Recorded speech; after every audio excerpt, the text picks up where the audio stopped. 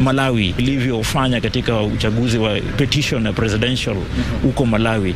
Then kukiwa na ile rerun, order itolewe ya kwamba turudi tena kwa uchaguzi, kutakuwa na ile swala ya kwamba ni nani atakayesimamia hii uchaguzi kama mwenyekiti, hasa ukiangazia ya kwamba wakati huu yule ambaye ni naibu wa Chebukati sio wakili, kwa hivyo hawezi kaa katika ile kiti kulingana na sheria inayo ile sheria ya IEBC.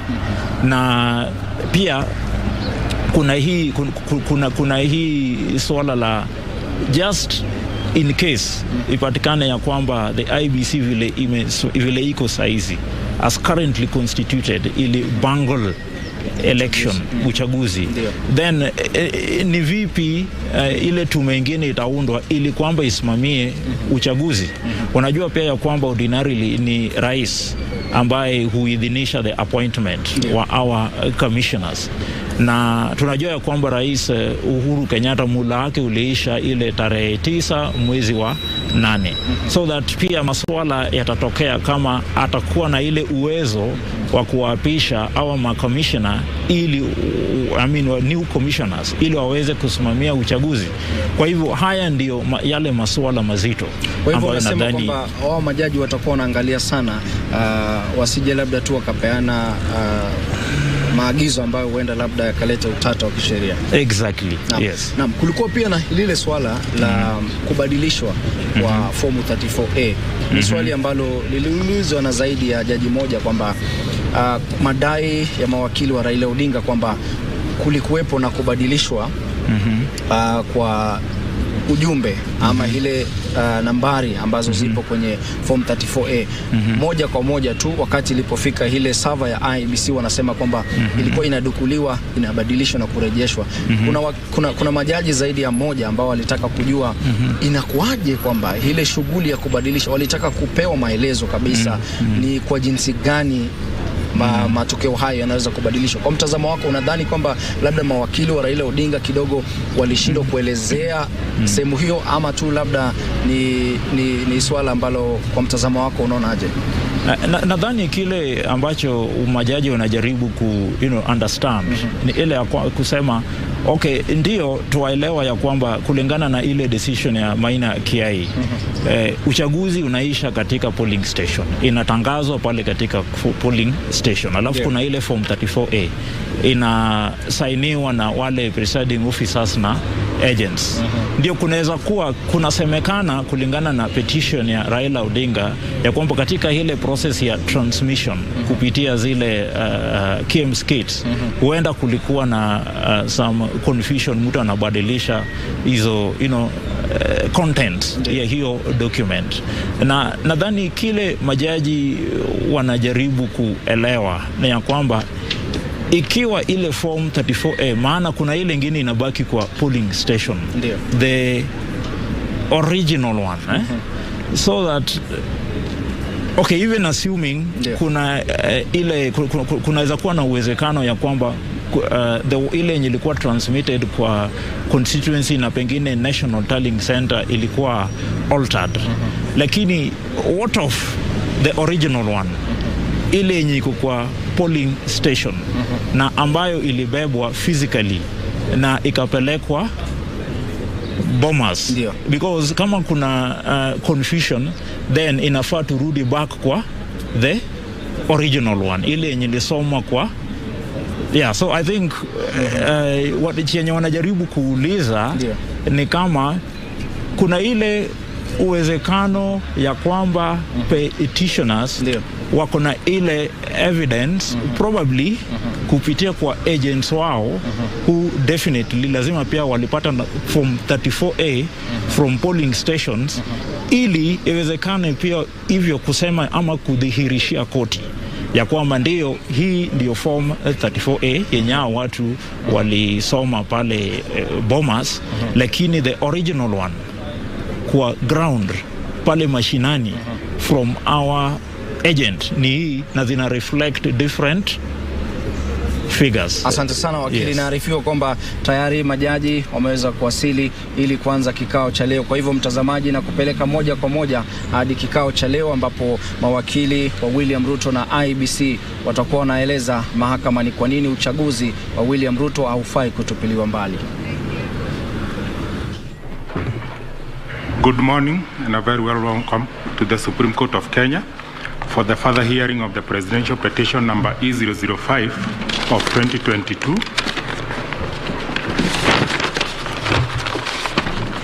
As consolidated.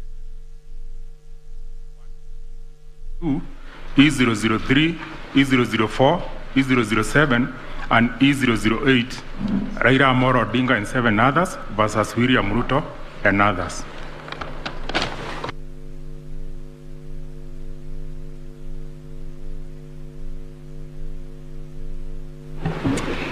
A very good morning to everybody, ladies and gentlemen. Welcome to today's proceedings. I'm looking at the consolidated petition. We had hoped to hear IEBC first. IEBC and the chairman and the other two. With order number 2 regarding access to the servers. I wish to report, as of this morning, nothing has changed. IEBC continue to refuse to provide the forensic image of all 8 servers.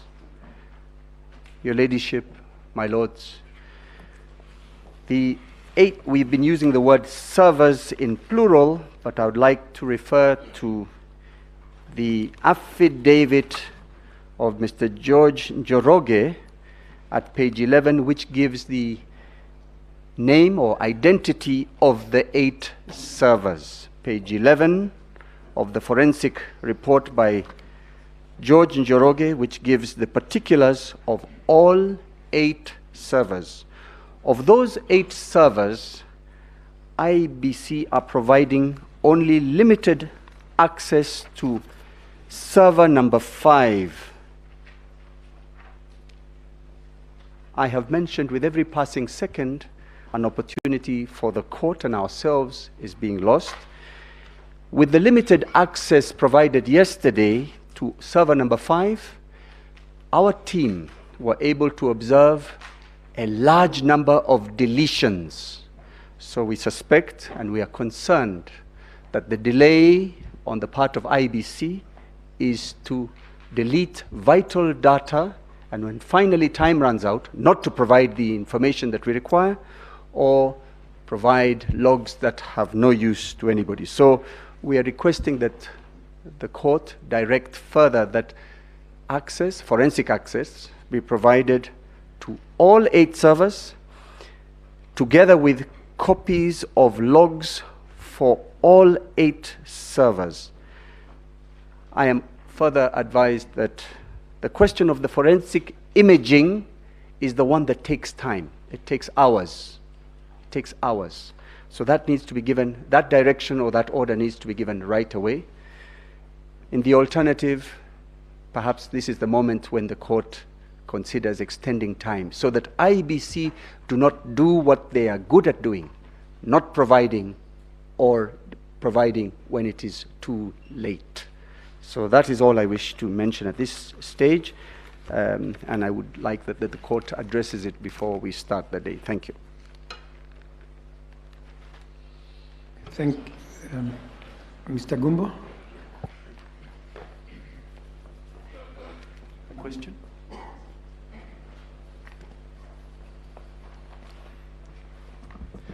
Good morning, my lords and my ladies. My name is Eric Gumbo, once again. Let me start from saying that I think I'm quite perturbed by remarks from my learned senior counsel when he says that IEBC is not complying with the court order.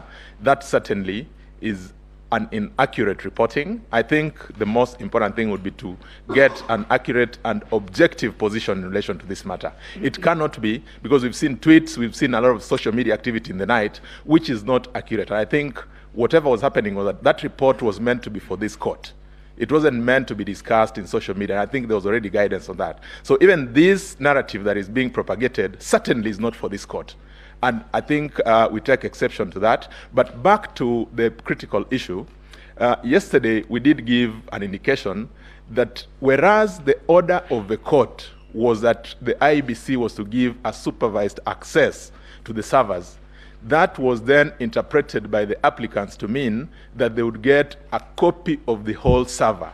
We then expressed concerns with what that would mean, and we asked that the court then gives guidance so that as we proceed, there's clarity. That is really what we had hoped that we'd get this morning to enable us resolve the matter. Certainly, it is not to take away the server from IEBC. I'm most obliged. Thank you very much.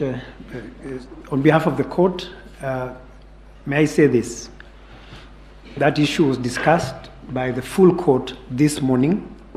We received a full report from our technical team that was leading the exercise at IEBC, and we have been informed that the process of compliance was completed last night.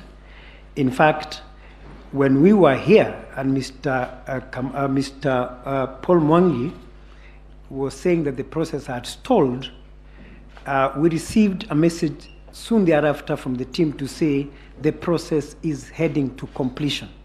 So that as far as our team is concerned, the process at the IEBC is finished. The process at Forodha House is coming to an end shortly. And so the court has then asked me to express, in anticipation of this question, that should there be any issues left unattended to, or any concerns that parties have, let those issues be addressed when you receive the report later this morning. You can address the question of what you're calling non-compliance. You can address the question of what servers you think were not accessed. You can address the question of the information that you received, your agents were there, and you, IEBC, can respond to say, what are your answers to the complaints by the petitioners' advocates, and then the court will ultimately determine what is the import of all the things you're saying. That report was meant for the court to make a decision on the issues you raised. So as far as we are concerned, that matter is spent. Please address us tomorrow substantively on each of the questions once you see the report, which is actually being prepared right now. That's all I have been informed to tell you by the court. I thank you, CJ. I thank you, Counsel.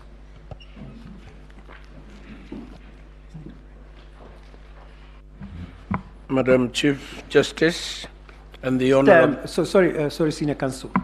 I think, CJ, allow me to say this. As much as possible, let us do matters within this court. I think the debate out there is convoluting matters. And when we see documents being circulated outside the court, it only just inflames the public. Let us please keep matters right here. Let's manage our issues right here until we finish. That's all I'm saying in answer to Mr. Gumbo's concerns. But as far as the court is concerned, we're on top of things. I thank you.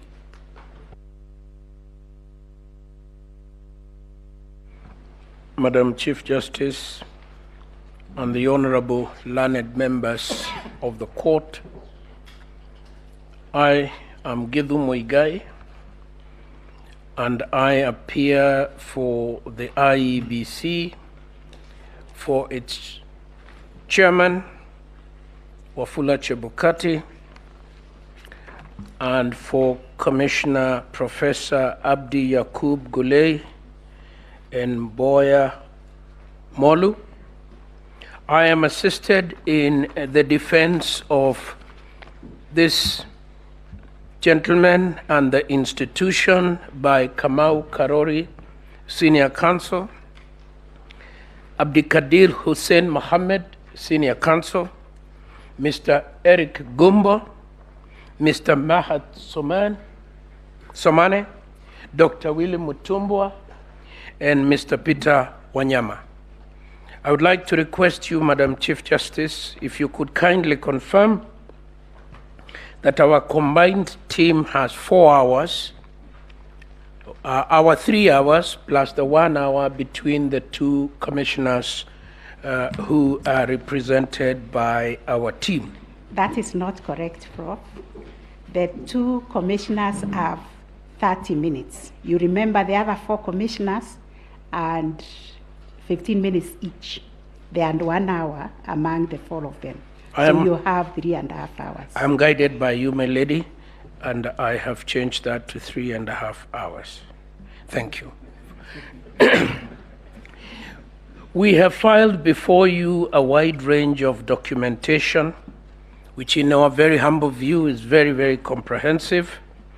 We draw your attention, honorable members of the court, the responses on behalf of the chairperson and IEBC, the affidavit of Wafula Chebukati, the affidavit of Marjan Hussein Marjan, the CEO, the affidavit of Professor Abdu Yakub Gule, the affidavit of Commissioner Moya Mulu, the affidavit of Martin Washira Nyaga, the database administrator, the affidavit of Michael Ouma, the director of ICT, the affidavit of Moses Lendema Senkuli, the acting director voter registration, and affidavits filed by presiding officers and residing officers of the contested polling stations and constituencies.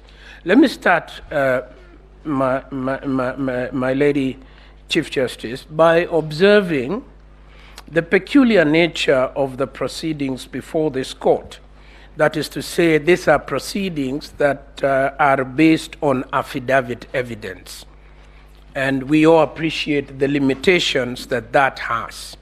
That we have persons who have sworn affidavits who are not available to court to be cross-examined on their allegations. And some of the allegations we have had, as we shall demonstrate in the course of our submissions, are outrageous, to say the least. My lords and ladies, we have been here before you. Some of us have had the great privilege of being here before you in 2013, in 2017, twice. And this honorable court must take credit, I think, unparalleled in anywhere in the Commonwealth, in my humble learning of the subject, in helping to clarify how the electoral process in Kenya should be conducted. And we submit that the clarifications that this court has given since 2013 have enriched the conduct of the electoral process. And it is my first submission that the IEBC and its chairman conducted the 9th August 2022 presidential elections strictly in compliance with the guidelines that this court has given. My lords, since the annulment of the presidential election in 2017, IEBC overhauled its entire electoral process procedures to align those procedures with the guidelines that my lords had given. Your decision in the minor care, the decision of the Court of Appeal in the minor care case set out the guidelines for the protection of the ballot at the polling station, the transmission, tallying, and declaration of presidential results. We have abided by that decision. Your decision, my lords, in Raila Odinga versus IEBC petition number 1 of 2017 rendered even more detailed clarifications on the procedure. The decision in the National Super Alliance versus the Independent Commission gave further clarification as to the very controversial issue up to that time of how to handle complementary voting. And again, we learned from that and we have used that in this election. Since 2017, over the last 5 years, The IEBC undertook post-election evaluation. It reviewed its strategic plan. It developed an elections operations plan, a boundaries review operations plan, continuous registration of voters, and several other measures that flowed from the guidance that this court had given. My ladies and my lords, in the cases that have brought us before you previously, we had numerous arguments about jurisprudence. What does the law mean? What do the regulations mean? What does the Act say? The petition now before you has absolutely nothing to do with any legal lacuna, because you have spoken so loudly on that subject previously. Although my learned friend, Mr. Karori, will be reiterating what you have said as regards Article 183, your own thoughts on the subject are very well laid out in your previous judgment. This, my lord, is a petition about facts. It's a petition about what happened. What happened, when, where, with what consequences. And therefore, ultimately, notwithstanding the very lucid and learned and honest arguments by my very learned friends to my right, this petition is about numbers. It is ultimately about numbers. The petitioners have tried to argue every other point except numbers.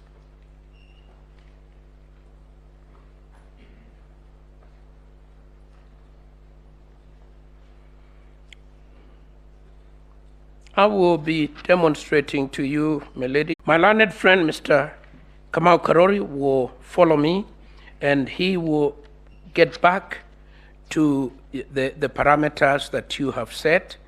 Mr. Eric Gumbo will talk about, that's Mr. Karori will answer, and this is very important, my lords. We do not want to waste our 3 hours perambulating around every conceivable issue in this petition. We will be answering the questions you asked us.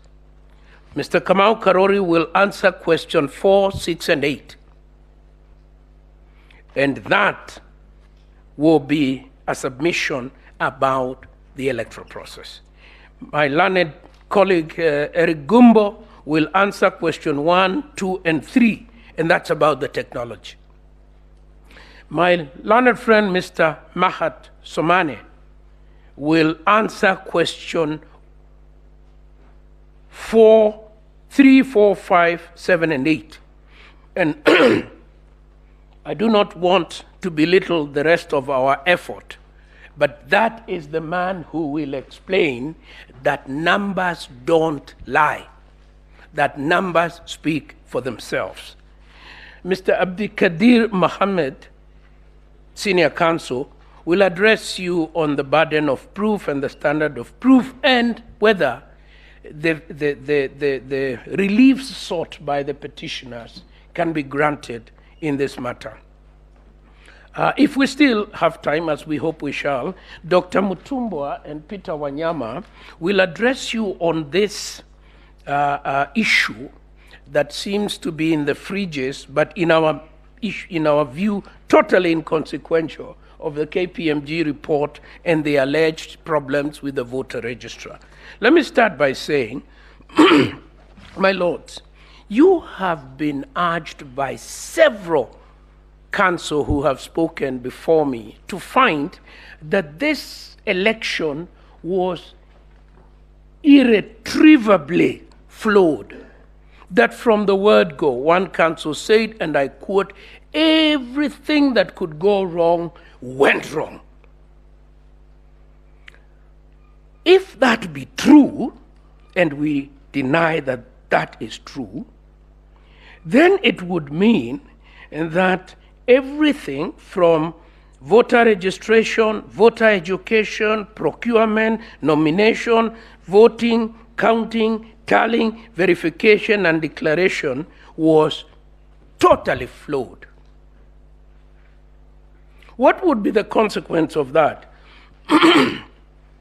First of all, and I say this with the most tremendous respect, first of all, you have been addressed by counsel of great eminence, including my learned senior James Orengo, my learned junior Professor Tom Ojienda. In this court, my lords, as we sit here this morning, there are no less than 3 governors addressing you elected under this election. There are no less than 4 senators elected under this election. And there are no less than 4 members of parliament elected under this election. When, my lords, it is not in my place to suggest the questions you should put to counsel, but I would plead with you to put that question to counsel when they return to the podium. Are they happy with their own election? If they are, how then is it that this election is irredeemably flawed? I suggest with tremendous respect that that is the use of hyperbole.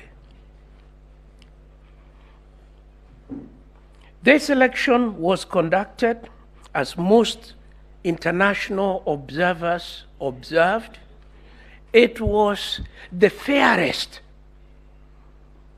All observers came back with one conclusion. This was an open, transparent election. Was it a perfect election? No, because there is nothing like a perfect election. This is an election conducted by human beings, and there are human errors within the electoral process.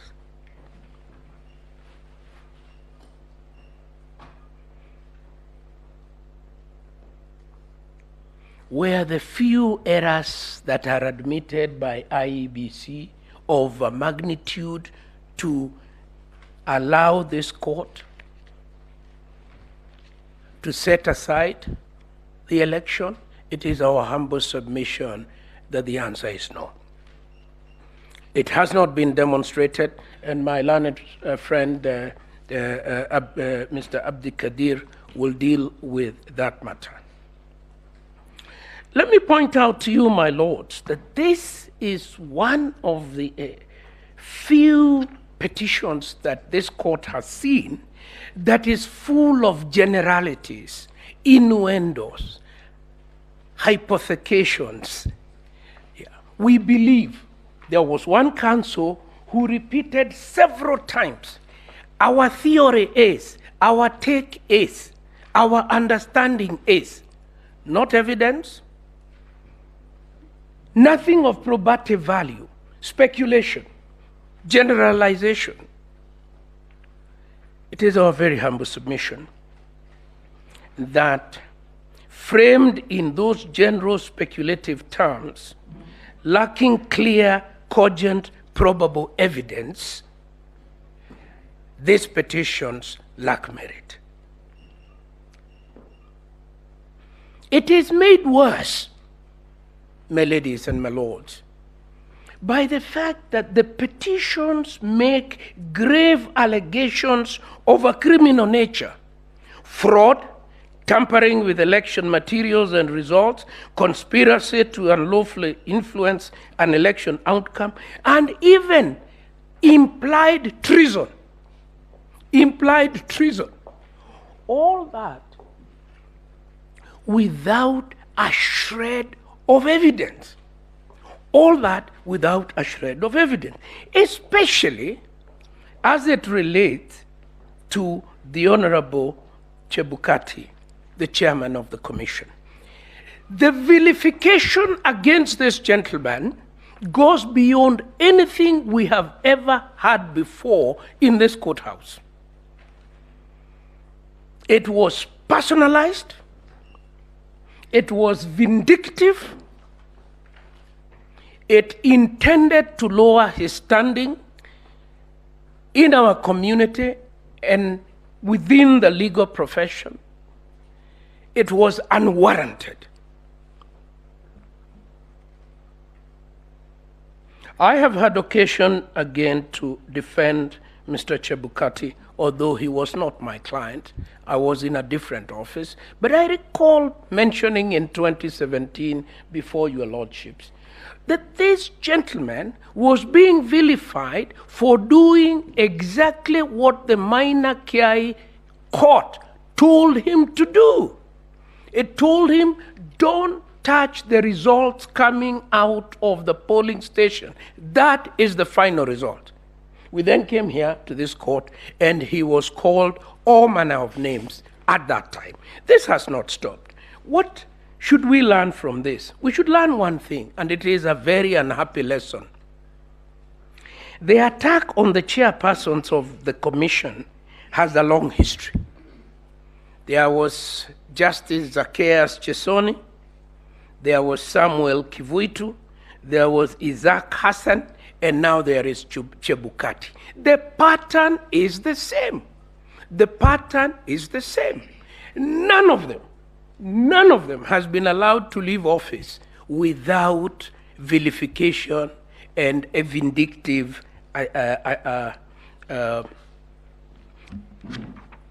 process being engineered against them.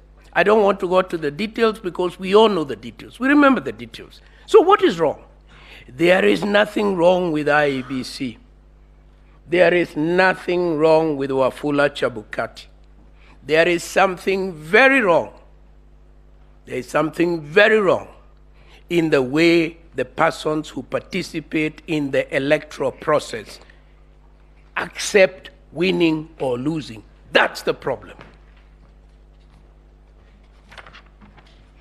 At an appropriate time, when all this is over, I entertain no doubt that an independent group of people looking at the work that Mr. Wafula Chebukati has done for our nation will recognize him as one of our outstanding heroes in the history of our nation. Thirdly,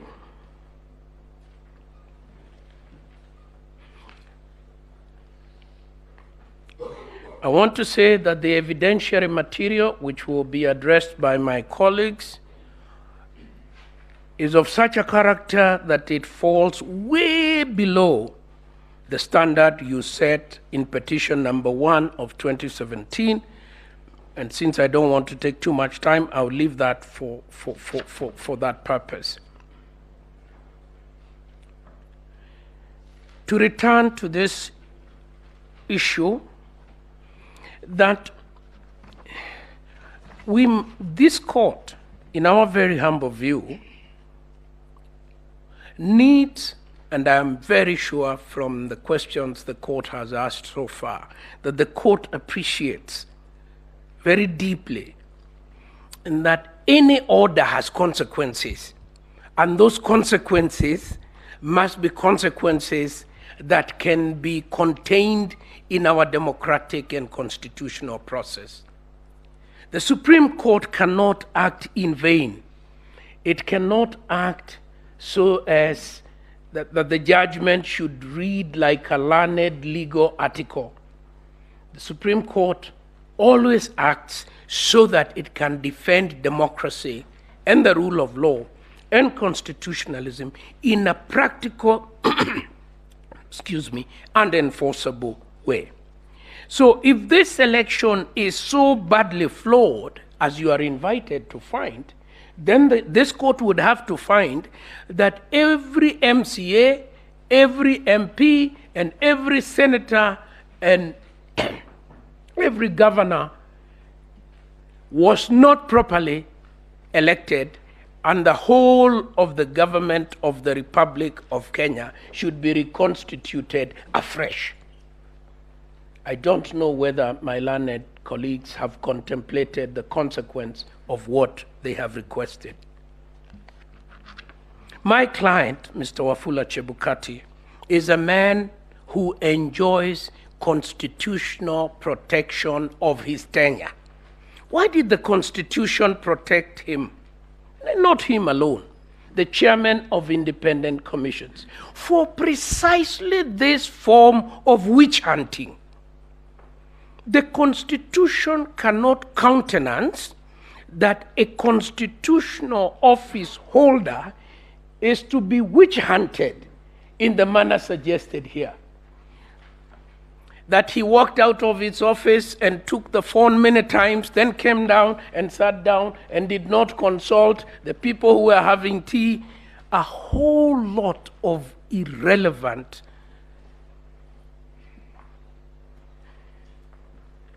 material that cannot be the basis of interfering with the independence in section 163 of Mr. Wafula Chebukati. It is said that he should be removed from office and forbidden from ever holding public office. And I want to ask my learned colleagues for the petitioners, is that really a serious submission when the Constitution itself contains complex processes of the removal of a person? He is now to be removed here by reference to affidavits of hearsay on the back of hearsay? I do not think it is a serious submission, and I invite my lords not to act on it at all. Two final points before I invite my learned colleagues. My very able senior learned friend, Paul Muite, said that the commission is the majority of the commissioners. That cannot be a meaning of the commission that arises from the Constitution. The Constitution contemplates that the word commission will be used in multiple senses. The returning officer, when he makes a declaration, is the commission.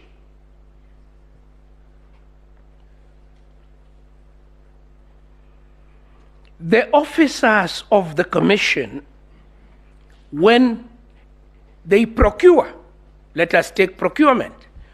When the procurement process is done by officers of the commission, that is the commission. When the chairman declares the presidential vote, he is the commission. There are multiple senses in which the Constitution uses the commission. It does not intend that the commission is to be used as sitting in plenary and voting, because very little of the commission's work involves voting. I believe that if we cure that misunderstanding of the commission, the rest will follow. It will be quite clear that Wafula Chebukati was acting as the commission in the manner defined by the Constitution at that point.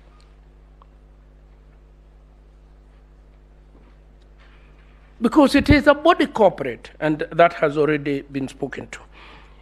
Let us come to this last point about how did the commission break apart? Again, I don't want to belabor this point because the learned court itself has raised this issue. We have an election conducted up to the 11th and a half hour, and everybody is on board. Everybody is on board. The public can see them declaring the results. What is this that happens within the half hour? The affidavits speak for itself, for themselves rather. And my learned colleague will take you into the detail. The affidavit speaks to themselves. There is a concerted effort. There is a concerted effort, external, to ensure that the process comes to an end without a declaration.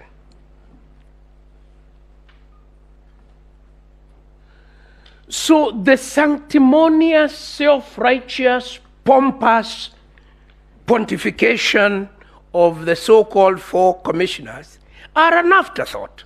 They are a complete and total afterthought. And should be seen as that.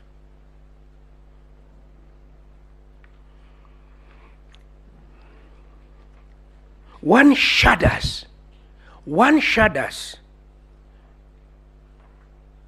to contemplate what would have happened constitutionally. So there is no, the election is not called. The deadline is the following day. It is not called. We then go into an uncharted waters. Totally uncharted waters. We have a caretaker government in place that is hamstrung in what it can do. We cannot set up a new government because an election was not declared. We cannot call a fresh election. I shudder to think what would have happened. I'm sure the court would share the same concern. And I want to say this before I sit down, my ladies and my lords. Integrity is not numbers. Integrity is not numbers. And that's why the great statesman said, I protest. I protest even if I do so alone. To do the right thing does not require you to be with the majority. It requires you to be with your conscience. I invite Mr. Kamau Karoli to address you on the issue of 183, and I thank you. Senior Counsel, before maybe you see it, we have received information that your side is going to present 2 videos and a PowerPoint presentation. The first video will take 4 minutes, the second video 14 seconds, and the PowerPoint presentation, which has 28 slides. We don't know how long it will take, but just to warn you that that is within your time. Most your obliged. time will be taken into consideration. We will not lose time like we did yesterday. We are very keen. Most obliged, my lady.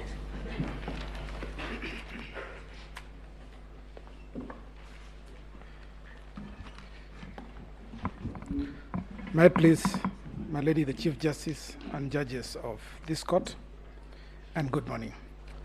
My lady and my lords, I will be addressing you on mainly on the issues surrounding Article 138 of the Constitution. And my ladies and my lords, the reason why we are starting from there, and which is right about where my learned senior left it off, is that there are many allegations that have been made in this petition. In fact, that seems to be the main issue surrounding these petitions, regarding the manner in which the functions set out in Article 138.3 and 138.10 were conducted. One of the allegations that has been made is the chairman unilaterally tallied, verified, and declared the results of the presidential elections, that there was a requirement for a complete corporate process of internal tallying and approval by the commissioners, and that the chairperson can only act with the concurrence of the commissioners. Now, it's my submission that the reason why these submissions are being made is based on a confusion that stems from a misunderstanding of the nature and character of the commission and the interplay between the commission, the functions bestowed on the commission, and those cast upon the chairman of the commission. So first of all, the question that comes up is, who is the commission? And my learned friend, Senior, has alluded to it briefly, but let me just make this distinction because it is important. The commission, IBC commission, is established like all the other independent commissions under the provisions of Article 250 of the Constitution. But more importantly, and this is the distinction that I think is important to draw, if you look at what Article 250 talks about, 251 says each commission shall consist of at least 3 but not more than 9 members. The next one says the chairperson and each member of a commission, so that these commissioners are members of the commission, they are not the commission. So that where the law refers to the commission, it is not referring to the commissioners, but it is referring to the body corporate that my learned senior referred to and which is established or under the provisions of Article 253 of the Constitution, which says that each commission is a body corporate with perpetual succession and a seal. So where in Article 138 reference is made to the commission, it is that body corporate that is referred to. And this is amplified by the provisions of Sections 11 of the IBC Act. My lords and my ladies, Section 11.2 of the Act establishes the Secretariat and the Commission, so that the Commission consists of the commissioners, the chairman and the commissioners, and the Secretariat. Then 11.2a defines who the Secretariat is as such professional, technical, and administrative officers and support staff as may be appointed by the Commission in the discharge of its functions under this Act. And B, very critical also, such public officers as may be seconded to the Commission upon its request. This is what comprises the Commission. And then, what is the role that the commissioners are supposed to play? Lords, Section 11A of the IBC Act then says that the chairperson and members of the commission, again members of the commission, shall perform their functions in accordance with the Constitution and in particular shall be responsible for the formulation of policy and strategy of the commission and oversight. Those are the 3 roles that are specified in the statute: provide or formulate policy, strategy, and oversight. That is the role that they play. Then the Secretariat shall perform the day-to-day administrative functions of the Commission and implement the policies and strategies formulated by the Commission. So this then brings me to the provisions of Article 138, 3C, which is at play in these petitions. And it's important, my lords and my ladies, to read what the provisions of that section say. And the reason why I go straight to that provision is because the petitioners are using that provision to say that the provision requires the commissioners to be involved in the process of tallying, verifying, and declaration of the results. But what 138.3c says is that in a presidential election, after counting the votes, these are the words they leave out, after counting the votes in the polling stations. This is about the polling stations. In the polling station, the Independent Electoral and Boundaries Commission shall tally and verify the count and declare the result. So this section refers to what happens at the polling station. My lords and my ladies, there are over 40,000 polling stations in Kenya. It is not conceivable that the 7 commissioners, including the chairman, would be the one to conduct the business of tallying, verifying the results, the votes at the polling station. This activity, as has been acknowledged by the courts in many cases, is undertaken by the officers of the commission in those areas. Indeed, in the first petition in Raila Odinga 2017, Lords, the court at paragraph 287 says, the duty to verify in Article 138, which I've just referred to, is placed squarely upon the Independent Electoral and Boundaries Commission, which was the first respondent. It is exercised by the various agents or officers of the first respondent. That is to say, the presiding officer at a polling station, the returning officer at the constituency level, and the chair at the National Tallying Center. No reference here to members of the commission. And this is very deliberate. The process of conducting an election is a statutory process. It is set out in statute. It is not an issue that is left to determination by the commissioners in a meeting of plenary as they have suggested. And so, my lords, the assumption by the petitioners that the commission refers to the commission is wrong and belies the case that has been brought before you. And so, my lords, the next issue that I want to deal with is the question of the role of the commission versus the role of the chairperson. My lords, under Article 138(3)(c), as I've said, the role of the commission, not the commissioners, is just to tally and verify the results. Sorry, and what is important here is this. My lords, and to respond maybe to my learned senior Jan Mohammed, the results of the vote at the polling station are made on the same day. The decision as to who members or the electorate will elect is made at the polling station, and the outcome of the voting is determined on the same day. It is filled in Form 34A.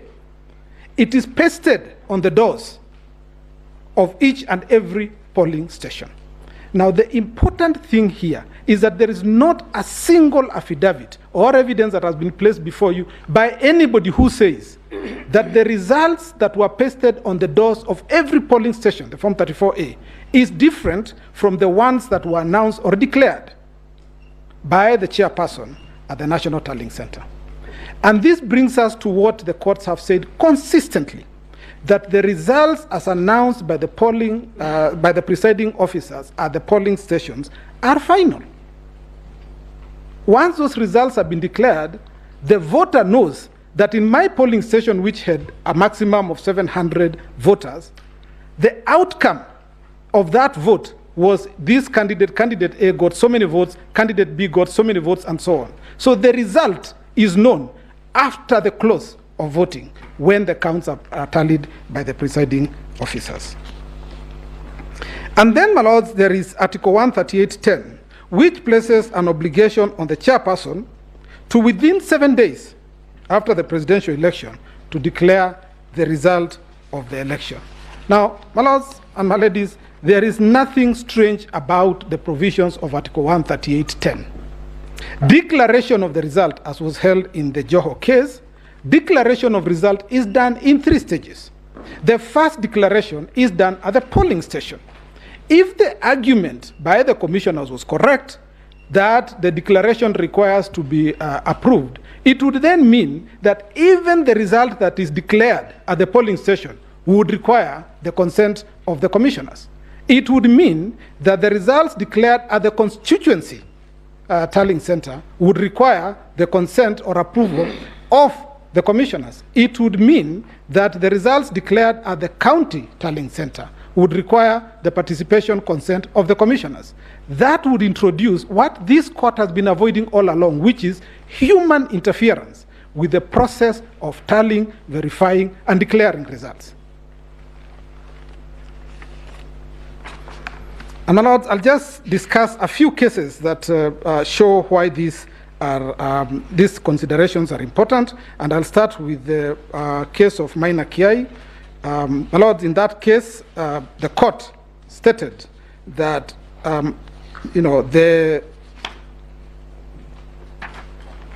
sorry, my lord, let me start with the Raila Odinga versus IEBC, the 2017 decision. At paragraph 287, it says, the duty to verify in Article 138 is squarely placed upon the IEBC, and this duty runs all the way from the polling station to the constituency level and finally to the National Tallying Center.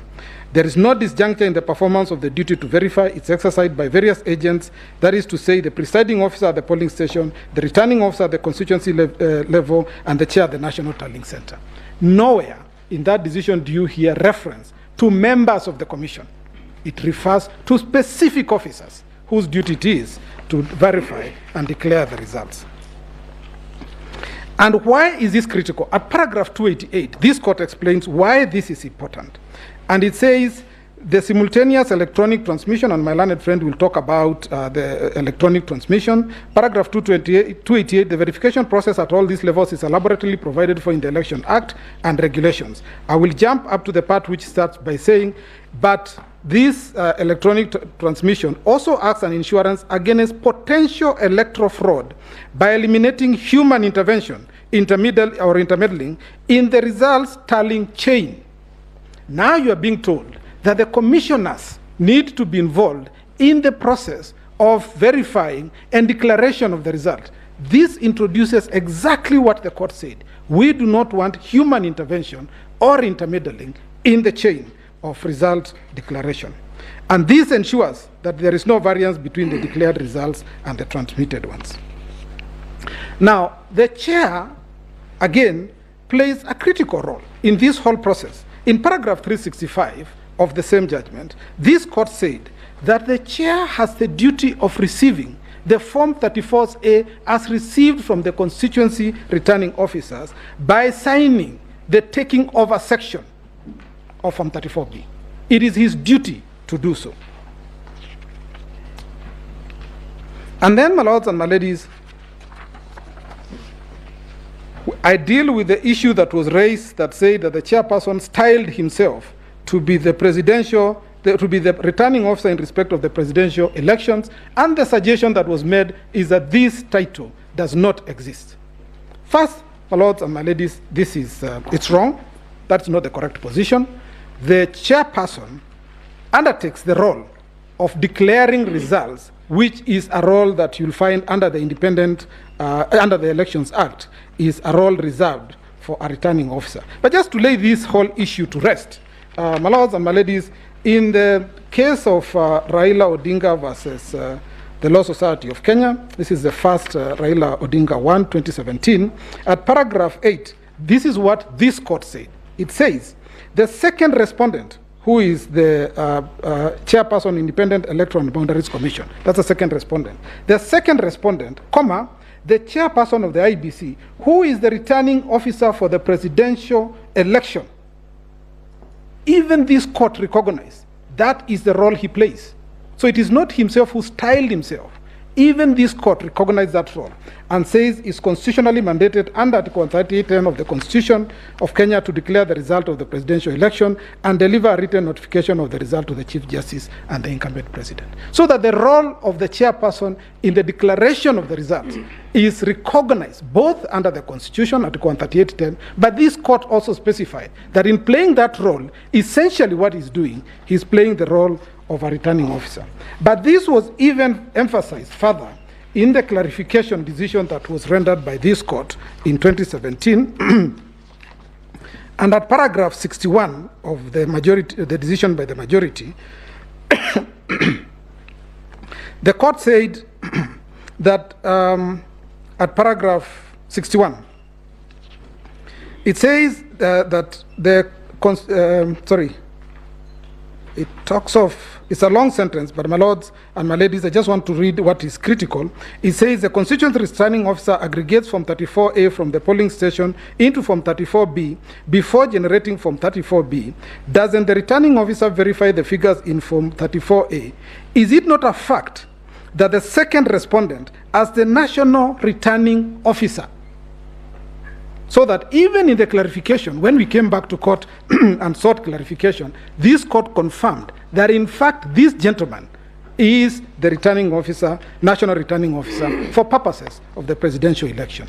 And so the issue of him styling himself, my lords, does not arise. And it just shows you the levels to which the chairman has been unfairly vilified in a situation where the law is quite clear in the conduct on how he should conduct his affairs. The other thing that was also clarified a lot, my lords, and I'm just referring to this because there's no need for me to argue this if the authorities already say so, is that the chairperson, the verification that is referred to in Article 138 3C, this court said that the verification that is undertaken by the commission employees, by the people that we saw in the rotunda, in the tallying center, it says the first respondent on behalf of the second respondent, commission employees on behalf of the chairperson, must verify the results against those in the transmitted Form 34A. So that the way the petitioners have put it is completely the other way around. They are suggesting that the chairperson is the one who undertakes activities on behalf of the commissioners. It's actually the other way around. It is the commission employees that undertake the verification process on behalf of the chairman to enable him declare the outcome of the results. Which takes me, my lords and my ladies, to the next issue that I want to cover, which is the declaration of the result a plenary decision? And the question that we must start with is, what is the decision that needed to be made at the National Tallying Center? What is the decision? And my lords, if you look at the architecture of Article 138 of the Constitution, and you look at the Elections Act, there is absolutely no decision that is supposed to be made at the National Tallying Center. None. The only thing that's supposed to be done is an arithmetic exercise, which is tallying, aggregating the results, verify that the form that has been brought by the constituency returning officers, Form 34A, the original, compares or is the same as that which was transmitted electronically. Then add up the numbers. And then the chairperson is supposed to determine whether the threshold in Article 138(4) has been met, which is, has the person met the 50% plus 1 threshold? It's a question of arithmetic, which the chairman must make. And lastly, make a declaration whether there is somebody who has been validly elected. Fill the forms, and that is the end. That is the end of the exercise.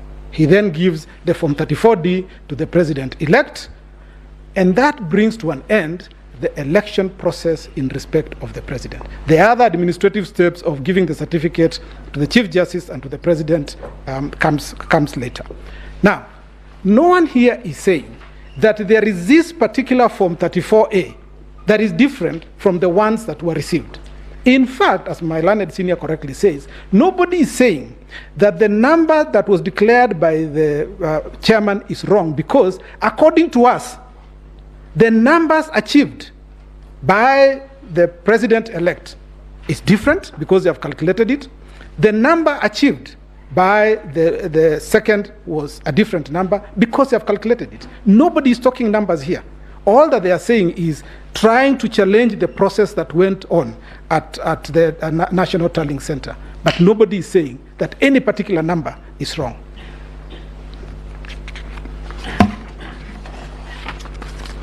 And so, my lords and my ladies, the suggestion that we should have a plenary conversation about the result would cause huge ramifications to this country. Because what would happen if, after the elections have been conducted and completed, commissioners, for whatever reason, take different positions and decide that they are not agreed on the declaration to be made, and that a declaration cannot be made until they all agreed? If that was what was intended by the Constitution, nothing would have been easier for Article 138(10) to have made reference to members of the Commission. It is deliberate that it only required the chairperson to declare the results. And in my humble view, my humble submission, is that the protection intended by Article 138(10) of the Constitution worked in these circumstances. We got a declaration made because it is the obligation of the chairman to make that declaration, and anybody unhappy with that declaration, the option available to them is to come to the court, and the court will determine the issue. The option cannot be that a number of the commissioners can decide we are the majority and we are going to walk away, and therefore there will be no declaration of a result. That is capturing the Constitution. It is ensuring that the Constitution is not able to ensure the establishment of a government in accordance with its provisions. It is the reason why that obligation is cast on one person and one person only. And it is unfair to vilify Chebukati for doing what the Constitution told him to do, that if you are satisfied that the threshold in Article 138.4 has been met, and if you are satisfied that there is somebody who has been elected to be president, you need to make that declaration. Just like the declaration is made at the polling station, constituency level, county level, and at the presidential level.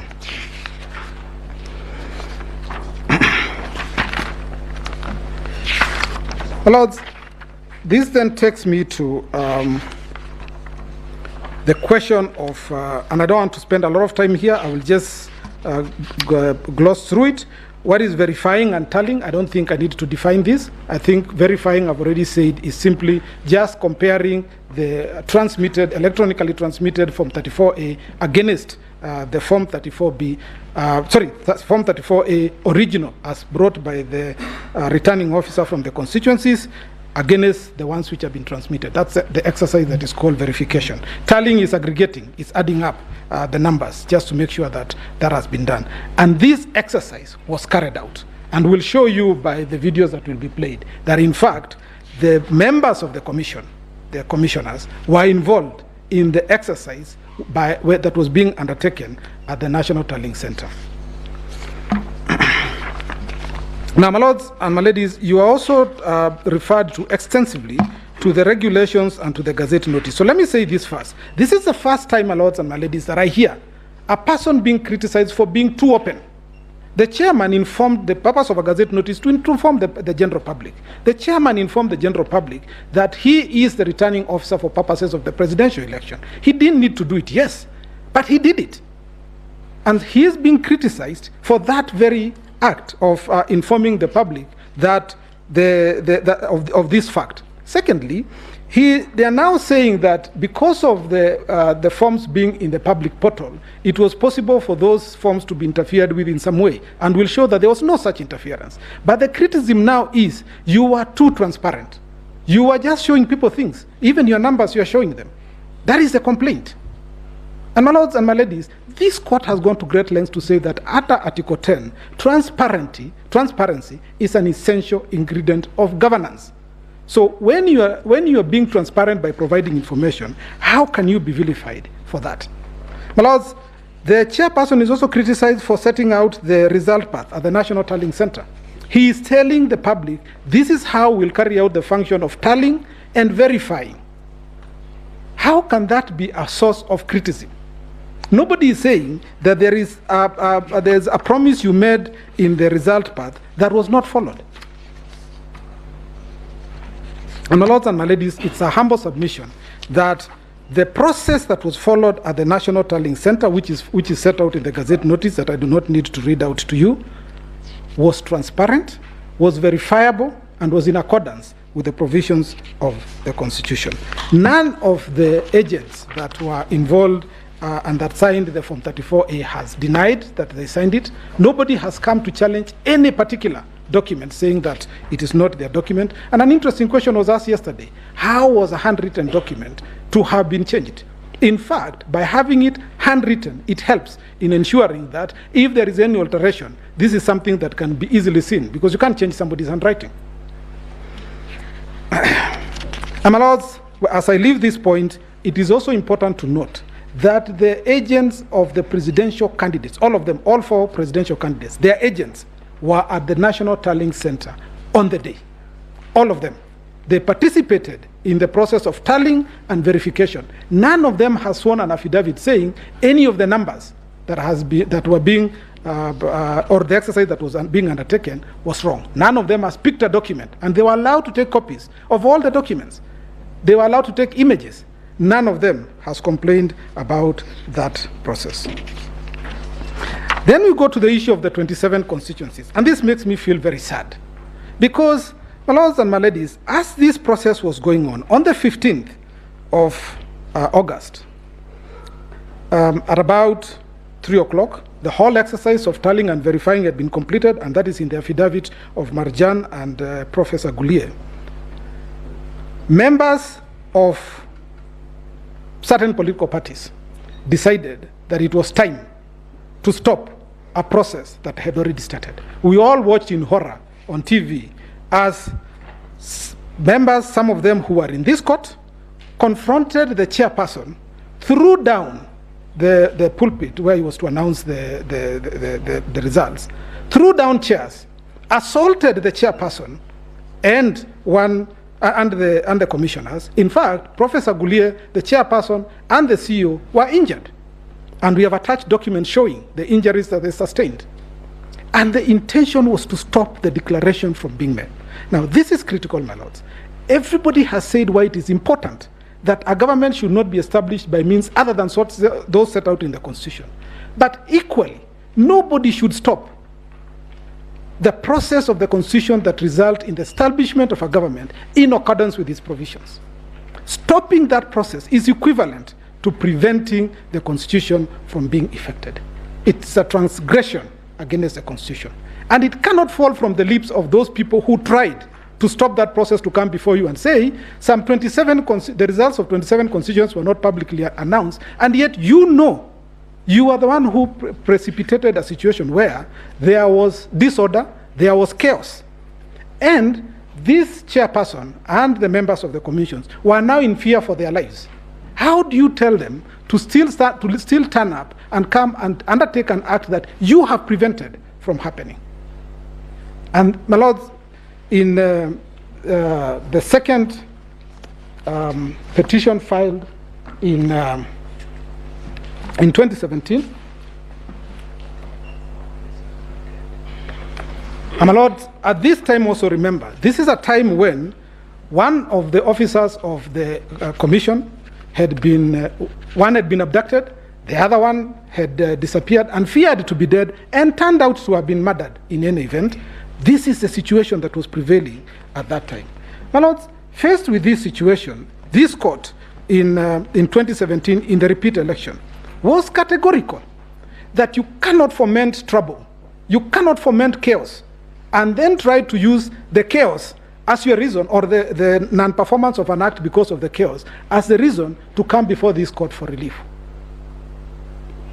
My lords, it is critical that it becomes clear to political leaders that the decision as to who will be the leader of this country is made at the polling station. The agents, the commission agents who declare the results are just doing their job. If there is a problem, if the numbers of the votes that you got are not enough, the problem is not at the declaration. The problem is with the people who you did not persuade to vote for you in sufficient numbers. That is where the problem is. You cannot come to threaten members of the commission for purposes of them living in fear and refusing to do what they're required to do under the Constitution, and thereby enable you achieve a political purpose.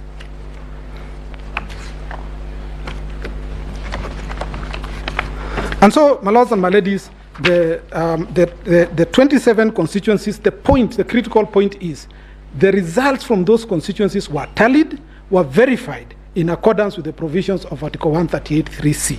And you will notice that Article 138(3)(c) does not talk about announcing the results in the constituencies as a precursor or what will justify or validate the outcome. It doesn't.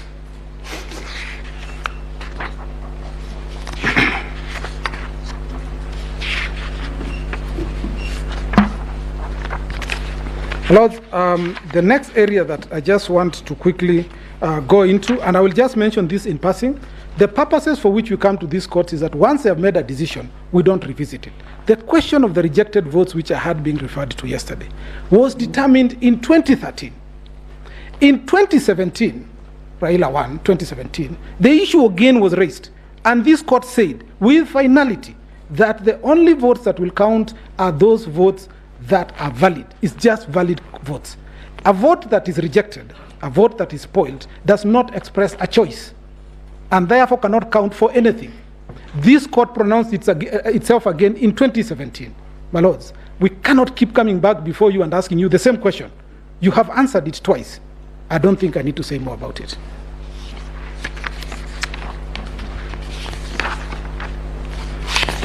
The last item that I just want to deal with is the issue of constitutionality of certain regulations, which was raised by one of the parties. And my lords, all I need to say about this again is that the provisions, these regulations were promulgated on 27th of April 2017. They were the ones that were used for purposes of conduct of the 2017 election, first one, and of the repeat elections. No one has ever complained about those regulations. No application has ever been filed regarding the constitutionality of those regulations. In fact, when you retire to write your ruling, you will find that in both instances, this court relied on the provisions of Regulations 83 and Regulation 87 as the basis for the findings that were made, including the role of the chairman and the requirement for him to verify and tally the results of an election. And so, well, to now come late in the day, after you were made aware there is an election that is coming, you participated in those elections knowing that those regulations are there, and then when you do not succeed, you turn around and say, in fact, one of those regulations that were used is unconstitutional. That's one. Two, the law is clear, and I set out in the decisions that my ladies and my lords made in 2017 too, where you said that the determination as to constitutionality cannot affect antecedent acts. It can only look forward. So that even if there is a finding of unconstitutionality, and my humble view is that there is nothing unconstitutional about it, my lords, that cannot affect the election that was conducted on the basis of a law that was valid then. And so, my lords, it's my humble submission that this issue of whether or not the regulations are legal or not, my lord, is a small screen, because these parties, and especially the main petitioner, has been aware of this regulation and has participated in elections where this regulation has been used, now for the third time. The last item, my lords, is on the question of the postponement of the elections. Again, my lords, this has been explained in the affidavits that have been sworn by Mr. Gulier and also by the chairperson.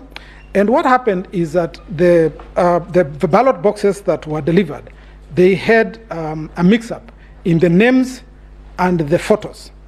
And my lords and my ladies can imagine the confusion it would cause if this election was allowed to proceed on the basis of those ballots.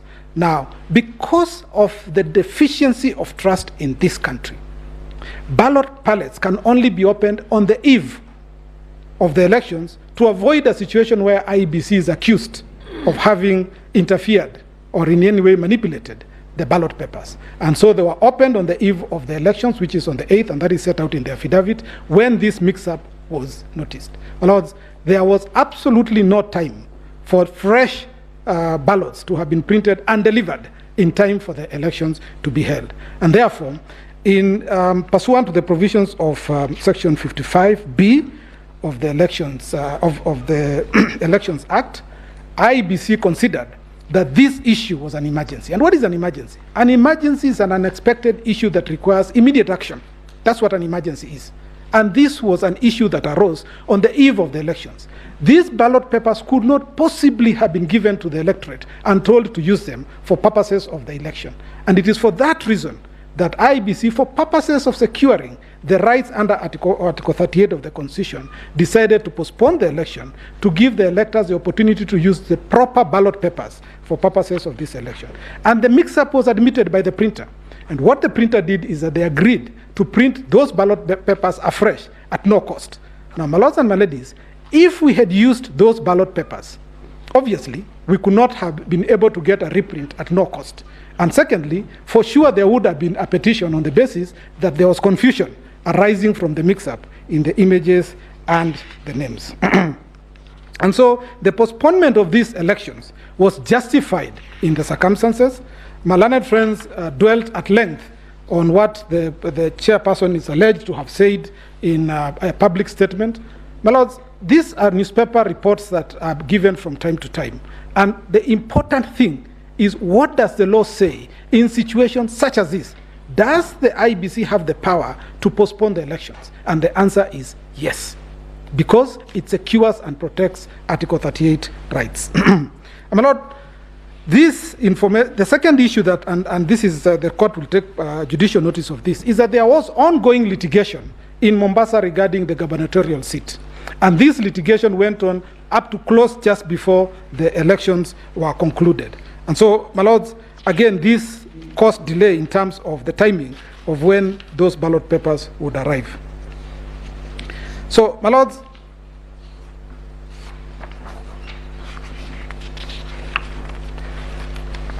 importantly, this, before the ballot papers were brought, the commissioners that are complaining all traveled to Greece.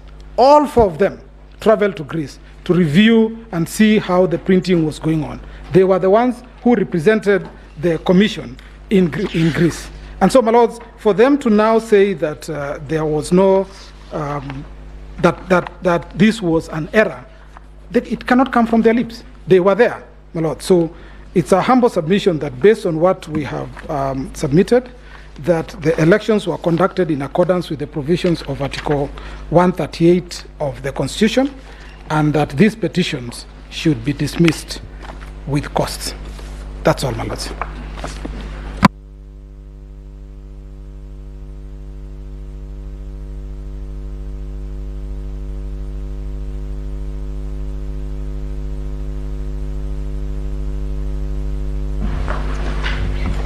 May it please you, my ladies and my lords. For the record, my name is Eric Gumbo. I will be addressing the first, second, and third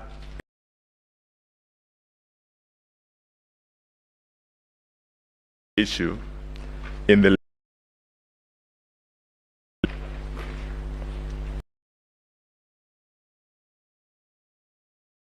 addressing you on those issues.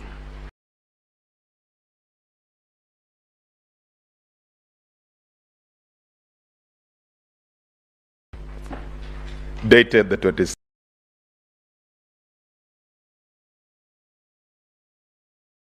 Relying of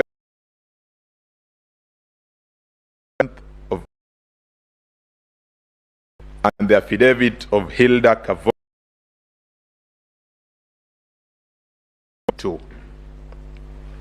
So coming to the first issue, which is whether the technology deployed by the IEBC for the conduct of the 2022 general elections met the standards of integrity, verifiability, security, and transparency to guarantee accurate and verifiable results. I will take a few moments to demonstrate how the technology that was deployed in the just concluded elections then met those constitutional imperatives. As a starting point, my ladies and my lords, we may want to ask ourselves, what exactly is this technology that we are talking about? And in answering that question, perhaps a bit of context would be of help. In the period just before the 2007 elections, when we still were dealing with the defunct Electoral Commission of Kenya, the legislative provision then, the equivalent to our Section 44, was worded in very loose, perhaps permissive terms. It was that to the effect that the Electoral Commission shall use technology where applicable or as may be appropriate. After the 2007 elections, we had the Kriegler recommendations, which then, one of which was that we must employ, or we should employ the use of technology in our elections. When we got to the 2013 general elections, there was a good attempt at using technology, but the various forms of technology that were used were not were in different platforms. So that there was a different platform for purposes of registration, a different platform for purposes of identification, and a different platform for purposes of transmission. That did not work very well, perhaps because of the inefficiency attendant to the system then. Came the amendments in 2011 to Section 44, which required then that the technology to be employed was one to be integrated, meaning that in that one solution, we had the option for vote The second was electronic identification of voters and electronic transmission of results. Now, the question that we have before you today is whether, as conceptualized, that solution then meets the constitutional imperatives under Article 86 of integrity, verifiability, and accuracy. I will take a moment to just demonstrate how each of these would have been achieved. But when you retire, though, to consider the decision, I would invite your attention to specifically the affidavit in a very granular sense, how these imperatives were met. I then would want to talk, that is specifically paragraph 39 to 49 of the affidavit of Michael Ouma. I then would want to talk a bit to the process entailed in those three items. So who have participated in elections are familiar with that process. That once the voting has been done and the polling station has been converted to the evening now for purposes of tallying and counting of results, we start by the counting in a very transparent manner. The presiding officers count each and every ballot, and I'm sure we've witnessed this, showing a vote for Gumbo, a vote for so-and-so, and a vote for so-and-so. Now, at the end of that process, they are then tabulated to give us Form 34A. How then is technology infused in Form 34A? Form 34A has internally identified security features. There are 8 in number. We have watermarks, we have UV potentials, we have microtexts, amongst other security features. What is the significance of this? It is so that when somebody looks at the Form 34A, the original, it cannot then be confused for any other form, and that whatever it is that happened at the polling station remains an authentic representation of the will of the people.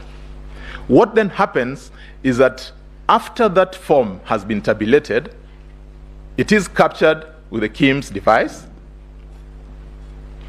One copy is sent to the National Tallying Center.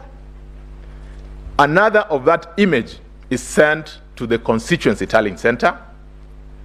And the presiding officer then collects all the, takes the Form 34A for purposes of the collation to the Constituency Tallying Center. That, again, is to achieve the constitutional imperative of verification. When we get to the Constituency Tallying Center, the returning officer has a back-end access to be able to load their Form 34B and transmit it to the National Tallying Center. Once that is done, they will then go with their Form 34A, together with their Bs, to the National Tallying Center for purposes of the verification and tallying at the National Tallying Center. Again, it is important to note that by the time the returning officer gets to the National Tallying Center, we have the image that is already in the portal. When they get there with their original form, an opportunity is then presented again for verification, for confirmation of accuracy, and more importantly, that in this election, because of the decision that was rendered by this court in the Raila Odinga decision in 2017, the commission, in reconceptualizing or reconfiguring its electoral architecture, gave a public portal for people to be able to also follow, thereby meeting the constitutional imperative of transparency. It then meant that if I'd gotten my results from my village, my primary school where I vote, I would be able to follow those results all the way to Nairobi and take account and follow if at all there is anything that would have happened or changed. Then I must be the first person to be able to raise that concern. it should also not be lost that in that polling station, we have our agents, we have our observers. Again, to add to the fact of verifiability. So that then is the architecture of what our election pathway looks like. That said, it then must follow that at the polling station, if I am a candidate, I certainly must have interest in the outcome in that particular polling station. Because a copy of the results from the polling station would be given to me, I then should be able to communicate with my team, perhaps my national agent for a particular candidate, a particular party, to be able to demonstrate that what we got in member primary school and what has been transmitted to the National Tallying Center is one and the same. And that in the event that there's a discrepancy, it does not take magic to be able to point out that. Now, as to whether this technology was successful, Michael Ouma deposed in his affidavit that 46,201 KIMS kits deployed throughout the Republic worked out of the 46,229. It then leaves us just with about 200 KIMS kits, which did not work at the opening or start of election on that particular day. I asked myself, if out of 46,000 KIMS kits, only 200 do not work, would I say I've failed? Even in our educational system, an A does not connote 100%. It starts somewhere from 88%, going all the way to 100%.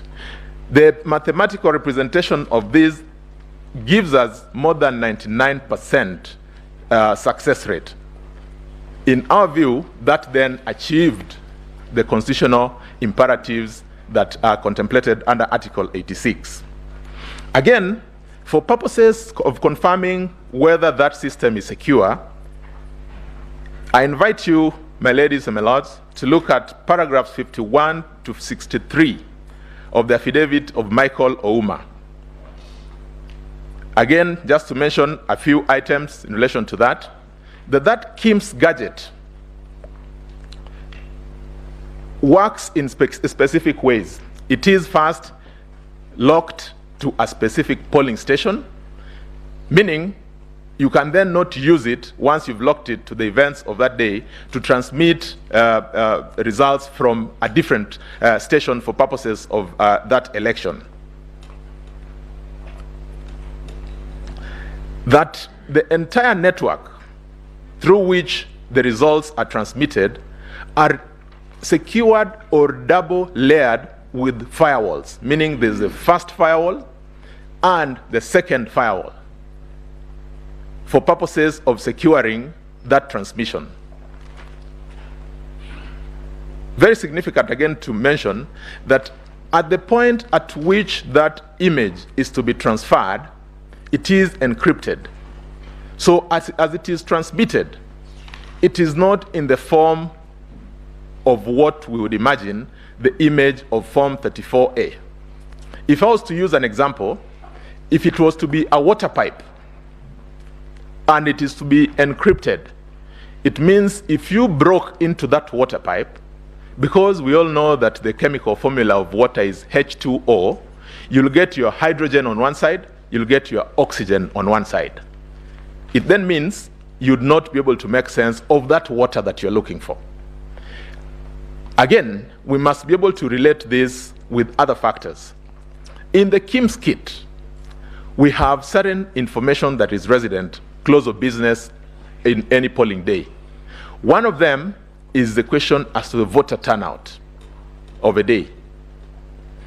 It means for somebody to intercept that system, they must have information in relation to the voter turnout of that day. It may not be practical for somebody to say that they have the capacity to know the voter turnout throughout the country at the second at which they want to intercept a particular form transmitted. Again, if we exceed the number of people who voted, then again, from an accountability perspective, it would be very easy to point out to say, Because of the fact of this interference, you've exceeded the numbers of what was captured in your report. To give further comfort, this transmission is done over a virtual private network, which is provided by the mobile network operators, who themselves also secure that environment to ensure that there is no intrusion or interference coming from any quarter into the system. For a good, perhaps, mental understanding of what this means, or how this was applied, Michael Ouma in his affidavit says that there were more than 380 million hits on trying to, just to access the public portal. And that according to him, none of the systems even blinked. That is how secure that environment is. Now, the other question that somebody would want to look at in relation to Article 86 is the compliance with the provisions, statutory provisions in relation to procurement and all those. Again, I invite you, my ladies and my lords, to look at paragraph 64 to 71 of the affidavit of Michael Ouma. He then ends at saying that close of business, more than 14,239 people were successfully identified through that system.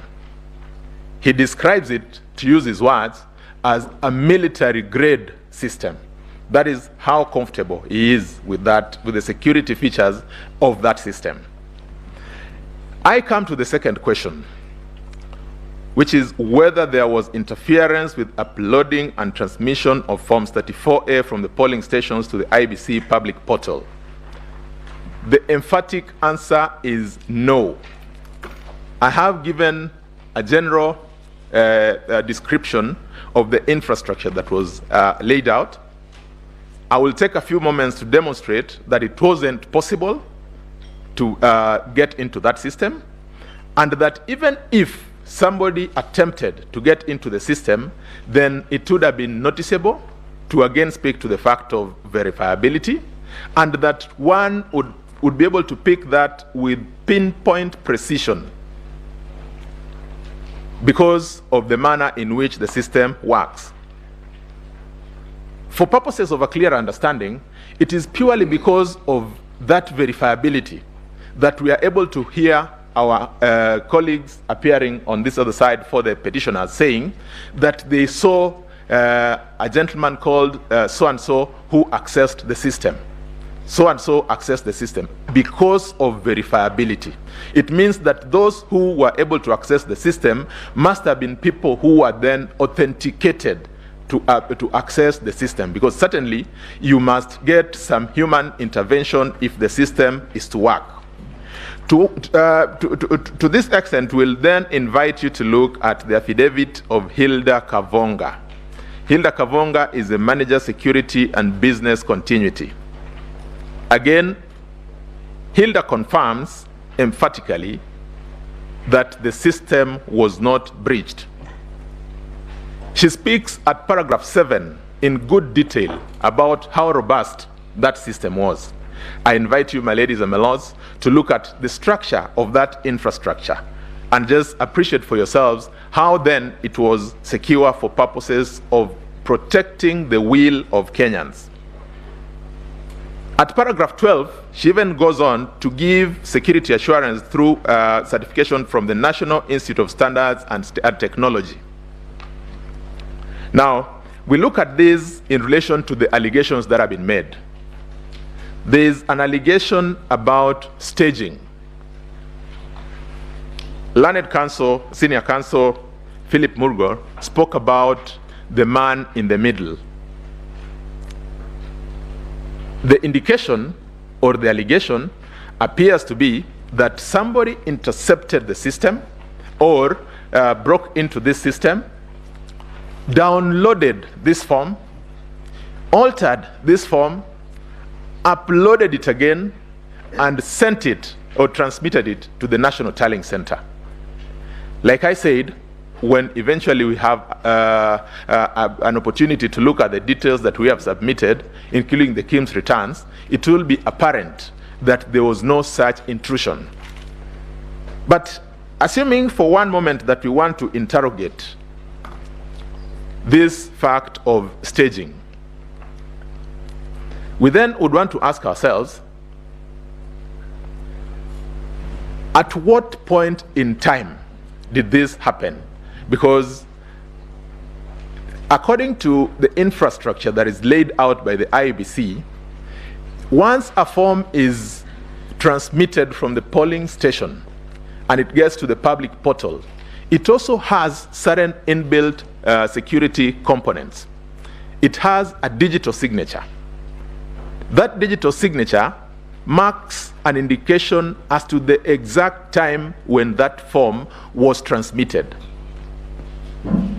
If there's intervention, then certainly there must be a lag between the time when that form was transmitted and the time the form got to the National Tallying Center.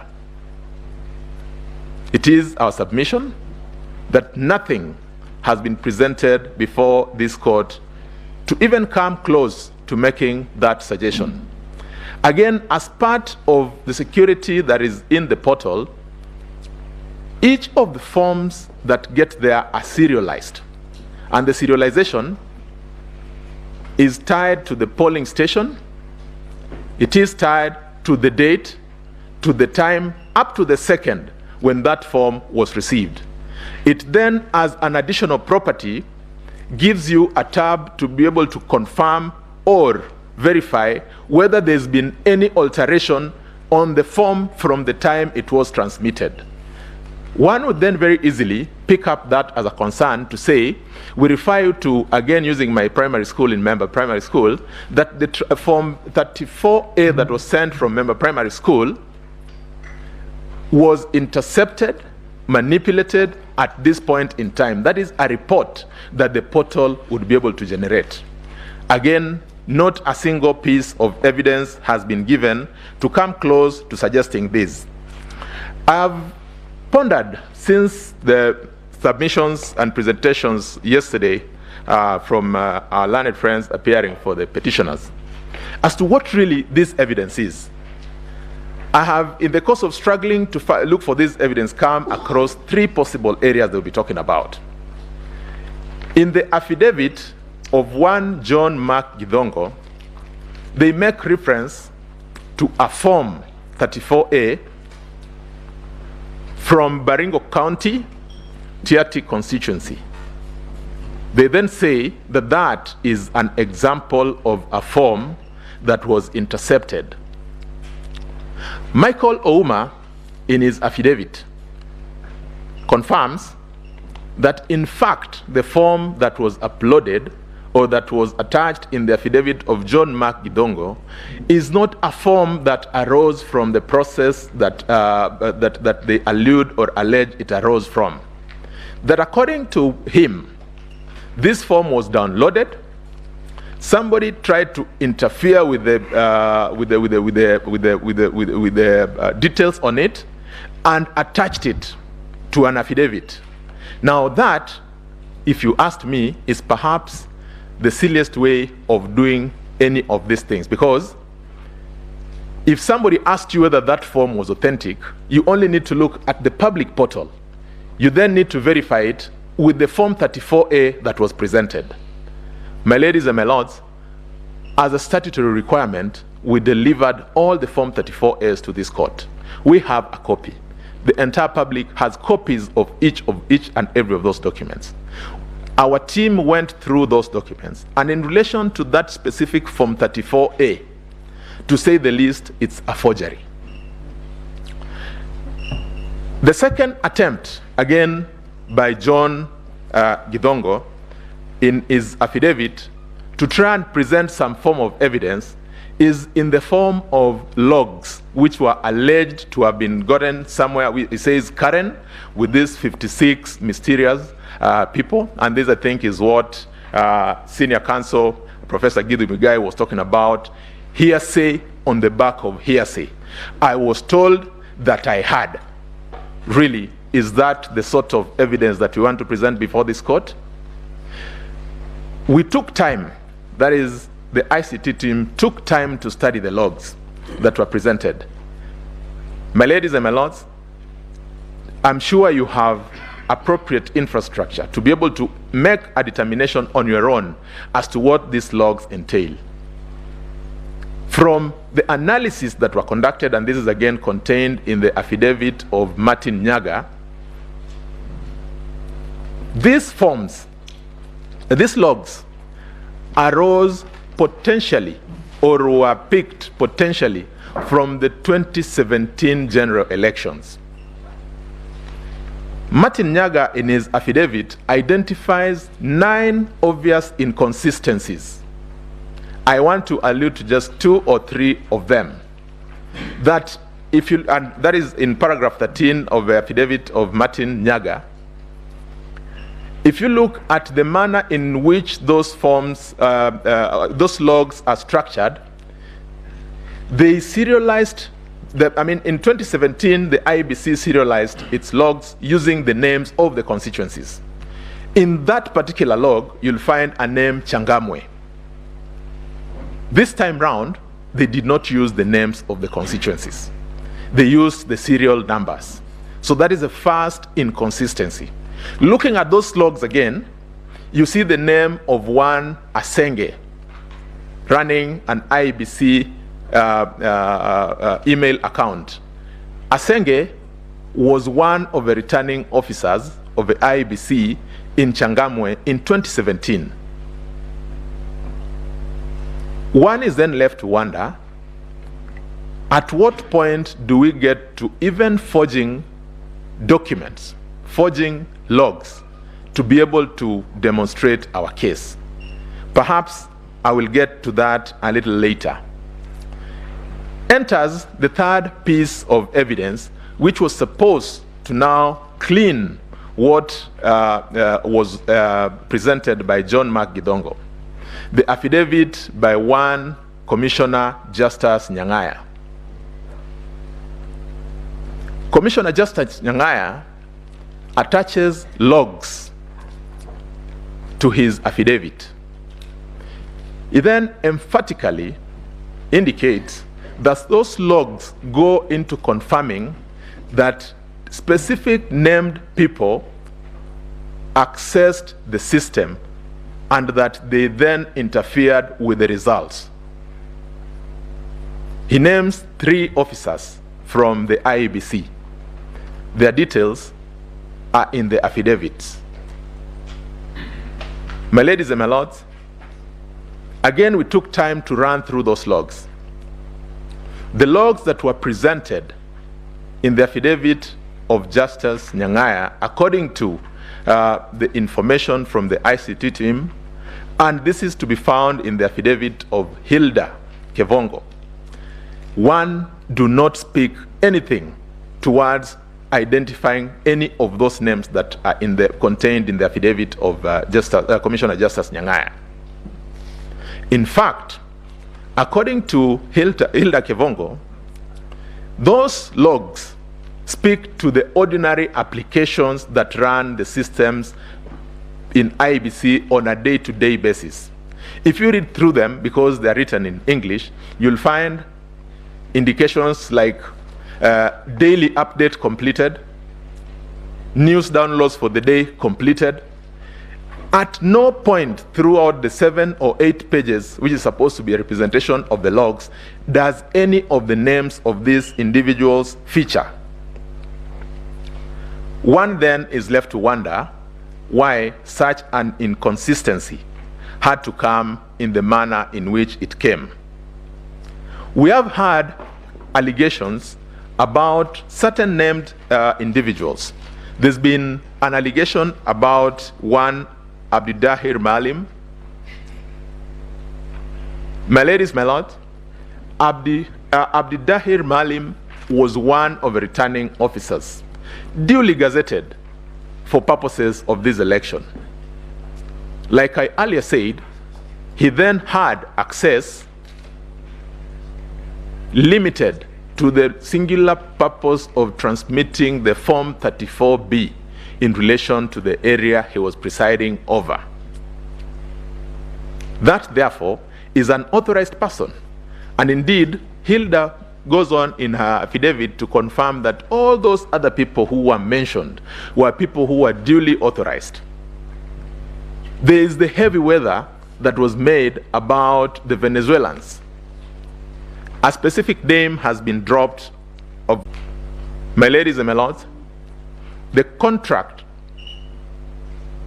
between Smartmatic and IBC was for the supply and maintenance of the infrastructure that they had. It then meant that they had to bring their personnel to manage or just monitor the smooth running of that system. Of significance is that Hilda, in her affidavit, then goes on to say that before the election, these people were all logged out of the system, and that on the date of the election, none of these people was in the system, even for purposes of that maintenance. My ladies and my lords, it would make a lot of sense if somebody said that so and so got into the system and they interfered with the system in this manner. It is not enough for somebody to say Gumbo was found in the system, because what matters here is the allegation around manipulation and alteration of the results. Now, if we do not get into this space, what exactly are we talking about? I would want to again equate this to a situation where in your house you decide to assign a plumber to do for you some work. When the plumber comes to do the work, then you raise an alarm and say, oh wait, there's a plumber in my house. How is a plumber to do the work that he's supposed to be doing in the house? Certainly, it does not make much sense. If you expect the plumber to fix the plumbing problem, then certainly you must give him access to the plumbing problem that you have. Now, I have looked at, and we've tried perusing through all these documents. There is not a single form that has been presented which appears to suggest, even in the lightest of ways, that there was any interference. And again, just relating this to the architecture of our elections, if at all there was any such interference, it would have been an interference that goes into the numbers.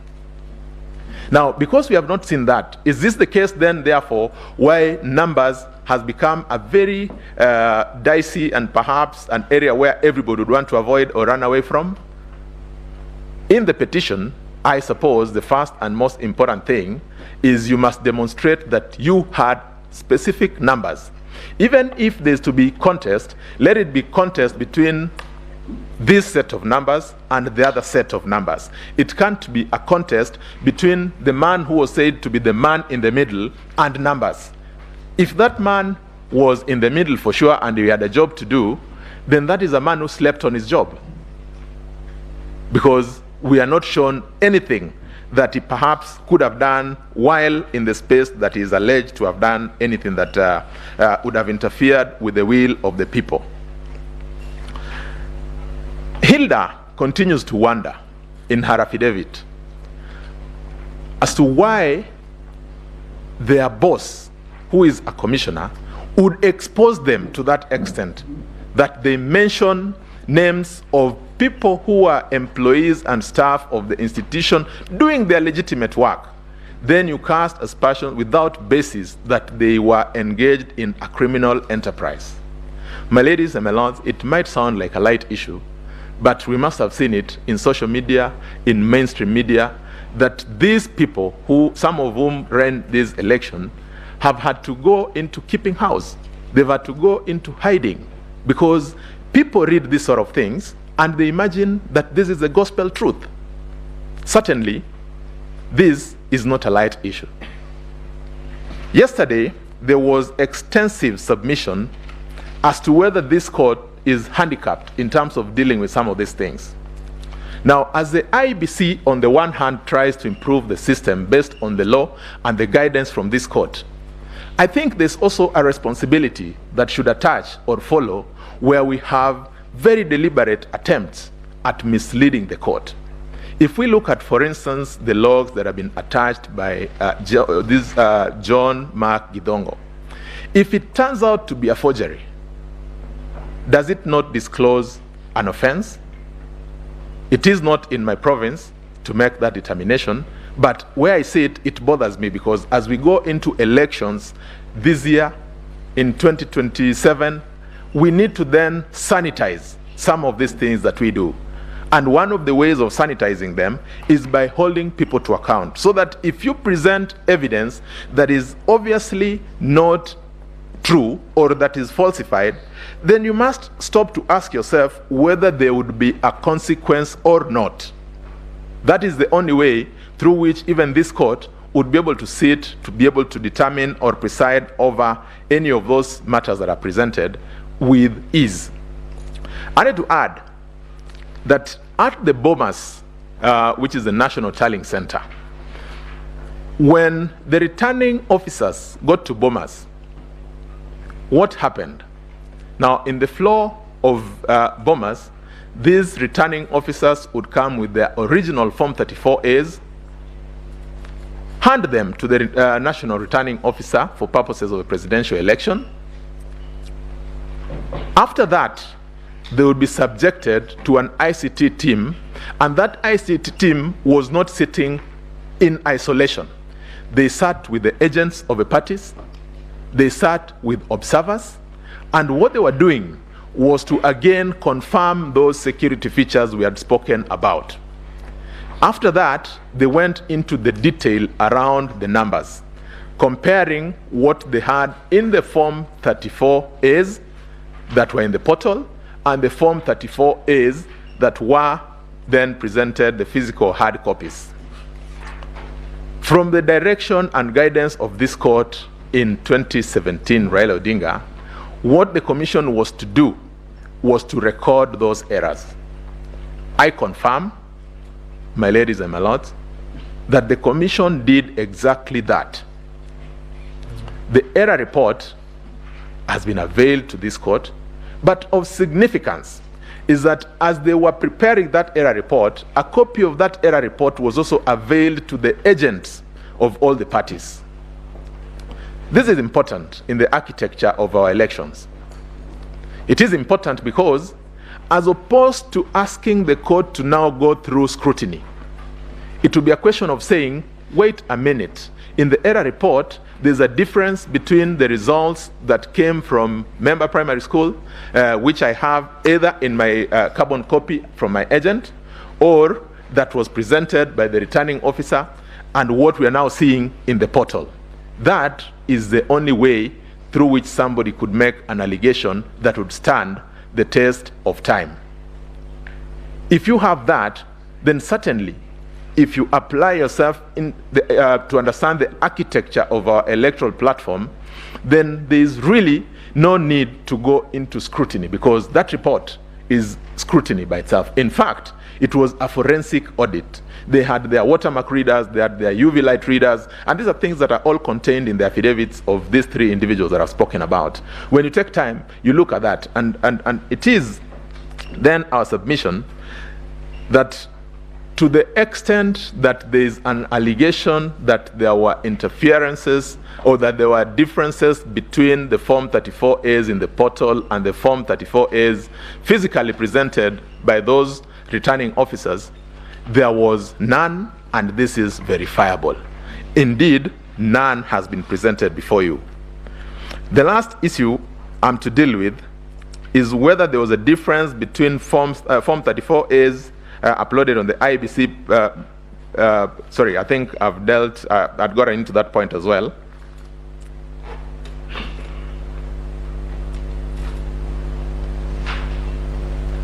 And so, there was a question that was raised about Form 34C and the concern about the multiple entries. Submission was made by council that the Form 34C is supposed to be generated once. Again, that sort of submission would only come from a false, if not limited, understanding of the process. I say that because as the verification and retallying of the Form 34As were going on at the National Tallying Center, whenever they completed the verification and retallying of a constituency, they would then upload it onto the Form 34C after the completion of the verification. That then meant that that process had to be an incremental process. That is why when somebody says that there is a gentleman called so-and-so who accessed the server or the rear end of the result transmission network 1,000 times, it simply speaks to the fact that they had to make entries. It should not be lost that we were using, according to the jurisprudence in Maina Kiai, results from the polling station, which is the original Form 34A. Now, if we look at the number of the polling stations, it speaks to about 46,000 and a few hundreds. It then meant that a corresponding number of entries, entries had to be made on that Form 34C.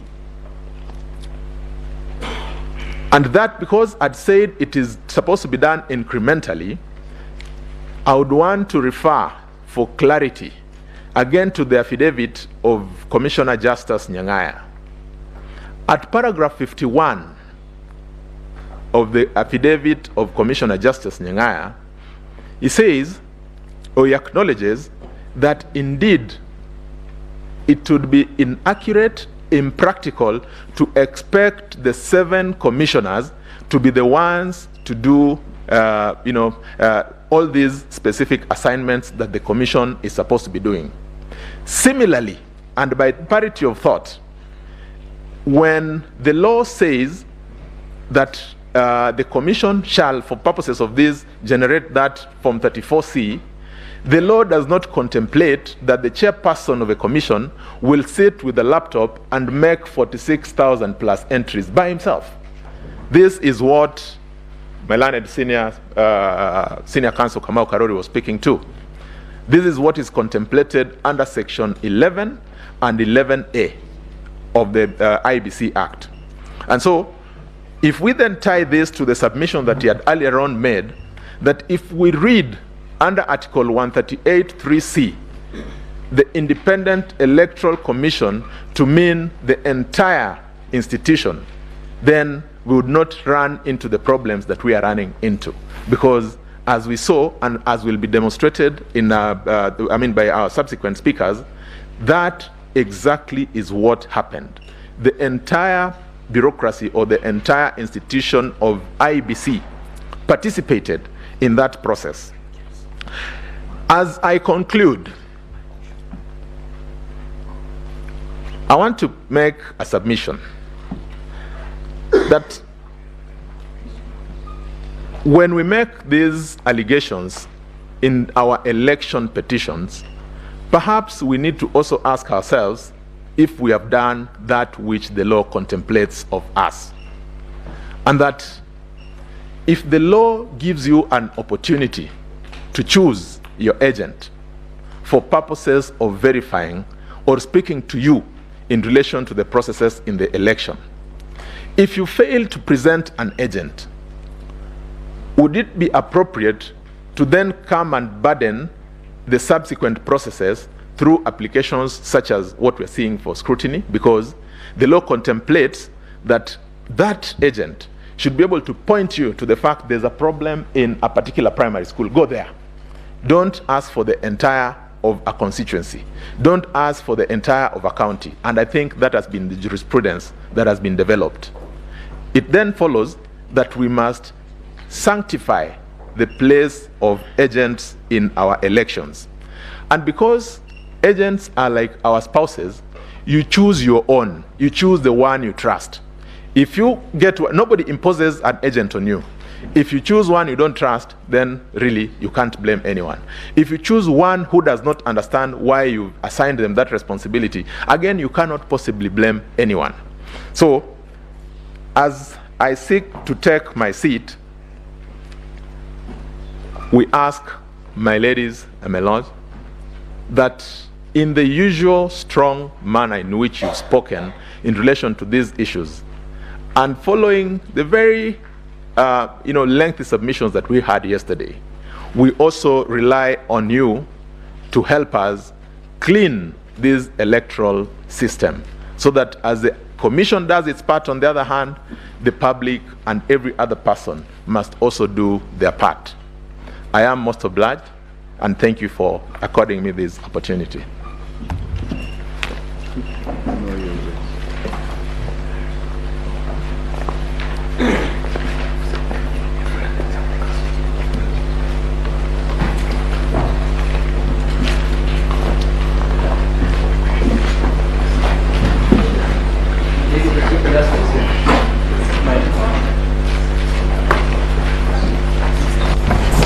My Lady the Chief Justice, the Deputy Chief Justice, and the members of the Supreme Court, it's indeed a great honor to appear before you in relation to this petition.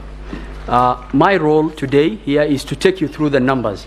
I will take you through the numbers. The numbers will be running on the screen. Your name, please.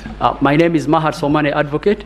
My name is Mahar Somane Advocate. I'll take you through the numbers as it relates to the petition that has been filed. I will also give you an audit trail of mechanism which the court can use to measure the petition. The first question that I'll answer today relates to the question that has been put to us. And the first one is whether the postponement of gubernatorial elections in Kakamega and Mombasa counties, parliamentary elections in Kitui Rural, Kachaliba, Rongai and Pokot South constituencies, and electoral wards in Nyaki West, in North Imenti, and Kwanjenga in Embakasi resulted in voter suppression. The allegation of voter suppression due to postponement of these elections is not a question of hypothesis. It's a question of fact. It's a question of numbers. What I have done is we have gone through the numbers to give you a comparative data on whether the same is true. The first one, as it relates to Kitui Rural, we have gotten the data for the constituencies in Kitui. Your Ladyship, if you look at the constituencies for Kitui, the voter turnout for Kitui Rural was 60.29%. So for us to actually make a comparative data and analysis to actually see whether there's been voter suppression, we look at the constituencies nearby and see the data we are getting from the constituencies nearby, whether the inference can be made by this court that there has been voter suppression. The voter turnout for Kitui Rural is 60.29%. I have highlighted in yellow in your screens. It is comparatively similar to the voter turnout in Kitui Central. In fact, it is Kitui Rural is higher. Kitui Central is 60.10. It's comparative to Mwingi Central. So to the question the court asked, whether there was voter suppression in Kitui Central constituency because of the postponed election, the answer is an emphatic no. I will go to the second question. The second question the court asked is whether the postponement of elections in Kachaliba and Pokot South led to voter suppression that led to low voter turnout in favor of the petitioner. The answer is data-based. I have provided the comparative analysis. I want the court to look at it. The voter turnout for West Pokot was 81.44. The voter turnout for Kachaliba was 81.44. I have highlighted in yellow. The voter turnout for Pokot South is 80.44. It is higher than Kapenguria. It is higher than Sigor. Comparatively, in fact, those voter turnouts were higher than the ones which the elections were not proposed. That claim falls flat on the data that were provided to court. I will proceed. I will go to Rongai. The question the court asked is whether the postponed elections in Rongai led to suppression of voter. I have provided the data on Rongai. The voter turnout of Rongai was 61.41 for the presidential. It is higher than in Joro. It is higher than in Naivasha, and it's comparatively similar to the other similar constituencies. To the allegation that there was voter suppression in those places because of the election that was postponed, that allegation is untrue, falls flat on the data we have provided. To the other question, whether the postponed elections in the MCA ward for Nyaki West led to voter suppression, the voter turnout for Nyaki West was 64.32. If you look at North Imenti, it was even lower. It's comparatively similar to the other we have provided. To that allegation, that falls flat on the data than the comparative data we have provided. To the allegation that the MCA ward in Kwanjenga, that there was voter suppression because of that, the MCA ward in Kwanjenga, the voter turnout was 46.32, comparatively similar to Embakasi South, which is 49.62, comparatively similar to Imara Daima, and also in Pipeline. To that allegation, when you look at the comparative data, it's not a matter of hypothesis, it is not borne out by the data. To the allegation that the postponed elections in Kakamega led to voter suppression in terms of the petitioners' votes being undercast, the allegation falls flat on the comparative data. We have provided the data for Vihiga, which is similar. Bungoma was a bit higher, but Vihiga is the same. So comparatively, when you look at those data points, that allegation falls flat. To the allegation that in Mombasa, there was a voter suppression because of the election that was planned, I want to point out, even in 2017, the general voter turnout in Mombasa is generally very low. That data is available. It's always lower than the other constituencies. But comparatively, it is almost something that is comparable. To those, so I have answered. So to the question that the court put out on the comparative data, the answer is there was no voter suppression in those places. Senior Counsel Kamau Karori has already explained on the reasons why those elections was not held. There was nothing premeditated about those elections, not holding those elections. Reasons have been given in the affidavits of the chairman Wafula Chebukati and Marjan Hussein Marjan. So to that allegation, we want to show the court the petitioners have a hypothesis. We have provided the data to the court to actually aid the court to come to a conclusion. The second question I want to answer that the court put out to us was whether there are unexplainable discrepancies between the votes cast for the presidential candidates and other elective posts. Indeed, if there was unexplainable discrepancies, is a grave issue, which we know. We will show through the data that we have provided to the court that the same is not true. In fact, we can account for each ballot. To just guide the court, refer to the affidavit of Moses Ledama Sunkuli, which is on record. We have provided the comparative analysis. In fact, what I did is we provided the 34C, the 37C, 38C, and 39C. Those are the forms for the governor, the senator, and the women rep. We tallied against the presidential. I want to refer the court to paragraph 36 of Moses Ledama's affidavit for the court to look at it. And if you do a tally, and we started with a tally for Senate, if you do a tally for the votes that were cast for the Senate, vis-a-vis, and that, your ladyship, that runs from page 13 of Ledama's affidavit up to page 15. And I just did the summary analysis, but there's a very big comparative table that I've put out there.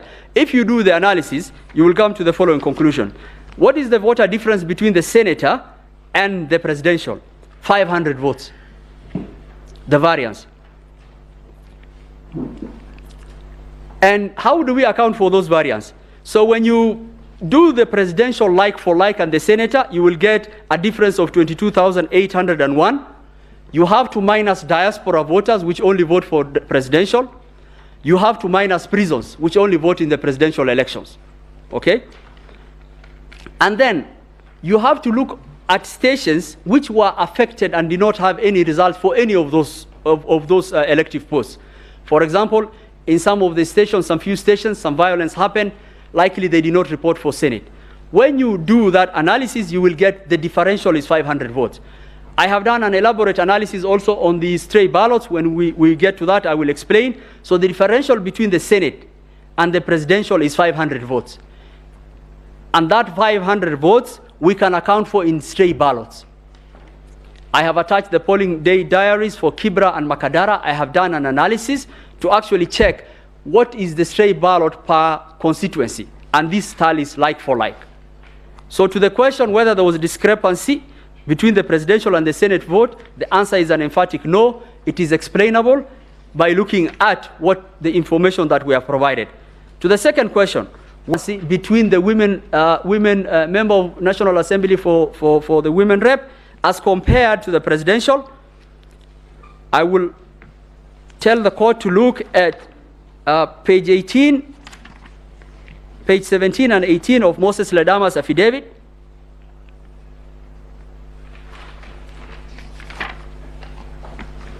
And our answer is there is no much difference, and the differences can be accounted for. The variance analysis we have provided.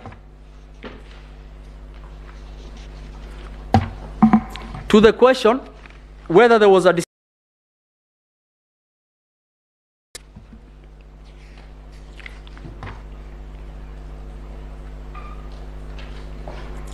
we have also explained that there's no such variance.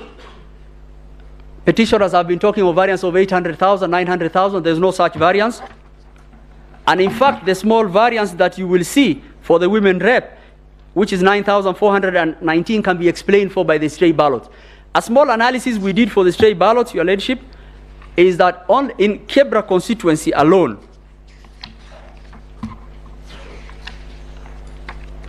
we did a stray ballot analysis, and it's shown there.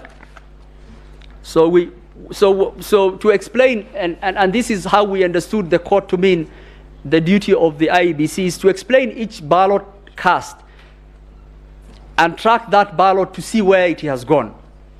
So once we do the analysis for the presidential and we remove the prison voters, once we remove the people who voted for diaspora, once we removed some of the small polling stations that did not report for any of those seats, you will see a small variance. So we thought the court will ask where that small variance is coming from. And so what I did is we went and we went to sample one of the constituencies in Nairobi. And in one of the constituencies, in Kibra constituency, we got 405 stray ballots. So you can't account for the way it will work is it will take from any of those ballots small incremental numbers. So you will see a variance of 500 here, 200 here, but cumulatively it is not something that cannot be explained. And I have attached all the polling day diaries. In fact, if you look at the Form 34A, which was supplied to the court, some of the comments section will indicate that they found some stray ballot in the presidential ballot. But to the court, whether there is discrepancy between the senatorial, governor, and the women rep seats as compared to the presidential, there is none. We have demonstrated that with data. And even when there's a small variance, we have shown the stray ballots that cumulatively over those three seats, that will be there. A question was, a submission was made by Learned Counsel Ms. Julie Soweto that there is 33 per polling station stray ballots in Kirinyaga. I will explain that. I don't know what numbers they are using. It's an old litigation strategy in numbers for shock and awe. I think what they are trying to, if you look at the numbers for Kirinyaga, there is no difference between presidential and the governor of 22,000. In fact, the variance is 900 votes, which can be explained for by the stray ballot. The number they have indicated for governor, I don't know where they have gotten it from, is not what is in our 37C, and we've indicated that in our submission and also in our presentation. So to the question that the court asked, that whether there are inexplainable discrepancies between the votes cast for presidential as against the governor, for presidential as against the women rep, for presidential as against the Senate, the same is not borne out by the data that we have provided to the court. Now I'll go to another issue which was made heavy weather of by learned counsels on the voter turnout. Justice Smoking Wanjala asked, how important is the voter turnout to the actual valid votes and to the actual declarations? Of course, it's an important issue. The only problem with it is that council are not understanding how we calculate voter turnout. And I want to explain to the court how voter turnout calculation is done using the kit. Pursuant to the Maina Kiai case, the court was very emphatic that elections must be conducted at the polling stations. And pursuant to that, voter turnout reporting is done per polling station. So how do we do it? When the polling station opens and Kenyans are voting, depending on the network access of the kit will be sending us information every 2 hours. The kit will be telling us 200 people has passed by this kit in this polling station, and that information will be collated until the end of polling day. So 2 things to note here. The first one is that the reporting is done per KIMS, per polling station of the reporting KIMS. So for example, on the 9th August 2022, when the polls closed, the IEBC gave a turnout figure of 56.1679%, which is the percentage turnout. That correlated to the total number of registered voters in those schemes, in those polling stations. The problem that the petitioners are having, they're saying this 56.1679% you announced must be of the total people in the register, which is 22,140,258. 120,258. We don't do that. We report per KIMS. So if 200 people reported in that KIM and the number of registered voters is 600, we say 200 of 600 voters. We add the next KIM, 300 people have reported, we say 300 over 600 voters. The next KIM, 400 KIMs have reported, 400 over 600. We keep on aggregating until we see how many KIMs have reported of those polling stations. Why do we do that? Because of 2 reasons. The first one is, which is in the affidavit of Hussein Marjan and the affidavit of the chairman, because of network issues in some places, far-flung places in Kenya, some of those KIMs will report late. Some of those KIMs will report much later. So if we did a number over the total number of registered voters, we will be giving a false turnout. So the turnout we give is based on the aggregated voters of the reporting station in that KIM. So if you took when we announced, the 56.1679% is based on the total registered voters in those stations who have reported in those KIMs, which was 21,481,642. Your Ladyship, you'll realize this is much lower than the total number of registered voters. And we'll keep on accumulating. KIMs will keep on reporting. 235 polling stations went manual. We will have to later on aggregate the 235 polling stations which went manual. Then we come with a total voter turnout. And if that is the reporting we do, 2 arguments that have been made in the petition of Omtata and in the petition of number 5 fall off. The first one is, their contention is that the chairman announced a turnout on 10th August 2022. That is the third line, Your Ladyship and members of the court, announced a turnout of 65.4%. What we have indicated is 64.6%. Your Ladyship, I will pause there to just inform the court that the chairman clarified that statement. The recording is in the affidavit of the chairman. And the actual clarification the chairman gave, he said that the total reporting polling stations, and if you hear his statement, it will give some clarification. We never say the total number of registered voters. Because we will have that information when our manual count and everything has reported. We say total number of polling stations reporting. So in those schemes. So they're saying 64.6% must be of the total registered voters. That is their contention. That is their voter turnout. That is not the voter turnout of IEBC. The voter turnout as a percentage was, at that point, 64.6%.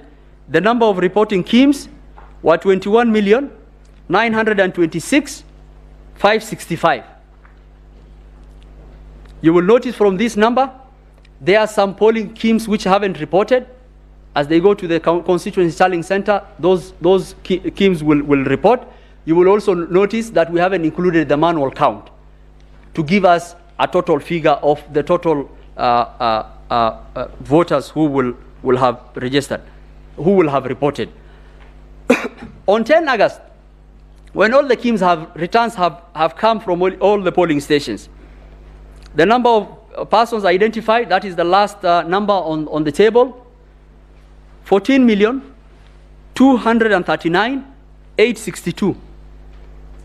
As against the total registered voters in those stations which reuse the schemes, 22,005,541, giving a turnout of 64.7103.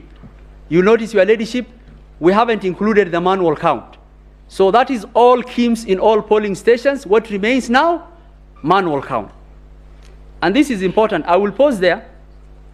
We were very deliberate in trying to help the court in be able to identify and actually provide an audit process for the contesting parties' allegations. In the affidavit of Michael Ouma, we have attached 7 volumes of the schemes returns for every polling stations in the Republic. Why is that important for the petitioners and the court? That is the first audit trail process. How is it at the first audit trail process of? We've provided the schemes returns per polling stations in the Republic. We've also provided the certified copy of the 30A. So if anyone wanted to look at how many people pass in that polling station, you will look at your schemes return, you will look at your 34A. And if there is any inconsistencies between the schemes return and the 34A provided to the court, then question can be asked to our client. So in providing an audit trail process, the first way of providing an audit, which is both manual and electronic, is the schemes return provided in the affidavit of Michael Ouma in 7 volumes, as against the certified copy of 34A we provided as per the regulations of this court. So we provided that. And if you look at those schemes returns, they will correspond with this. They are from 45,994 polling stations. The number of identified by schemes, 14,229,862. The total number of registered voters, 22,005,591. And the percentage is as indicated.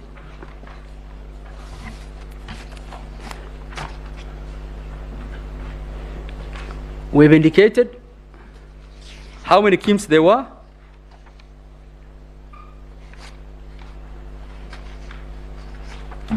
And I just want to and after the aggregation of the manual and the schemes, and that's the table that's there. So to the question, I think that is important for the court, and the court will ask, is the first question that the court will ask, what is the registered voters in the Republic? And I think that is not contested.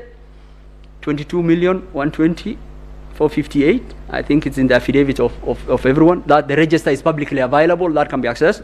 How many polling stations do we have in the Republic? 46,229.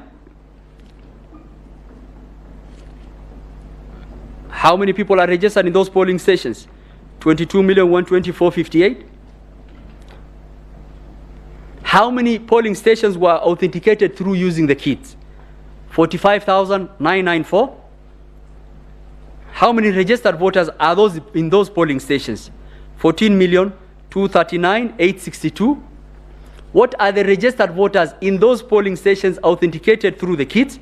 22,005,591. What are the polling stations that were not authenticated through the kits? 235, out of which 6 polling stations, 3 in Eldas and 3 in Quisero, there was violence. And no voting took place, in fact, at the time of that. And so how many polling stations went manual? Using complementary system, 229. What are the number of voters authenticated through the complementary manual system? 86,889. What are the registered voters in those 235 polling stations? 114,917. Why are these numbers important? They are important for audit trail. First, we have provided the KIMS returns to the court, which can be compared as against. Secondly, 99.9914% of Kenyans were authenticated through the KIMS.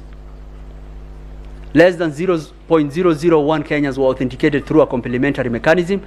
And the reason why I go back to that is giving the court an integrity check as to what we did.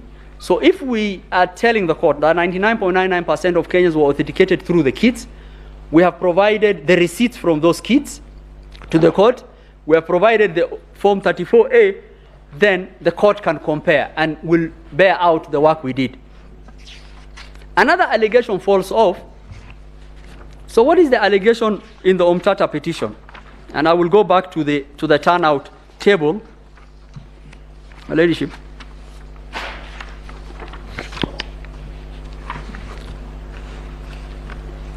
They are saying that the turnout announced by the chairman on 10th August 2022 must be over the total registered voters.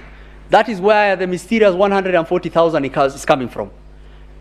So they are saying the 64.60 must be from the 22,124,058. We are telling them that is not how we calculate our turnout. It was very easy to confirm with us and ask us how you do it. We're telling them that number is out of 21,926,565. We could not do it over the registered voters because some stations went manual, some KIMS had not reported. How will we give a number over a total in which we don't know the status of some of those stations? Because the returns have to come for us to be able to give that. So they're saying 64.6 over the total voter turnout will give you 140,000. IEBC has not accounted for 140,000 voters. It's a lie. I think they are wrong on the maths, and they are wrong on the substance, and they are wrong on the substratum of how we are calculating that. And I think it's imperative that the court understands that. So the issue of 140,000 is not here nor there, and we have demonstrated that. And the second issue is, they say that there was 110 voters error, 110 error in the Form C. By virtue of that, the Form C is not a valid vote. We have acknowledged that error. It's a data entry error in 2 stations in Kilifi and 1 station in West Pokot. It is the error form for the C is attached to the chairman's affidavit of 110. The Form C is a collation of 46,229 polling stations, and there is an error of 110 in which we have explained the data entry. I think that is not something that is material to the Form C for the court to say that a Form C is invalid because of an error which you have acknowledged. Your Ladyship, we also want to confirm to the court, we have done an error report for each and every polling station in the Republic. And this is going to be, and we really are craving for the scrutiny report to bear, and this will bear us out. That the voters, what Kenyans voted on the 9th of August is what was transmitted, and it's what was actually announced by the chairman. The will of the Kenyan people was carried out through and through. And that will be borne on by the scrutiny of those ballot boxes. That will be borne out by the information and the data we have given. And that is really important. The other issue I want to actually address is allegations that have been, Your Ladyship, if I could just go to the affidavit of Mother, I mean, this is what I was talking to. I mean, there's an allegation of paragraph 96 of the affidavit of the petitioner that alleges there's a variance of 25,000 between governor and president.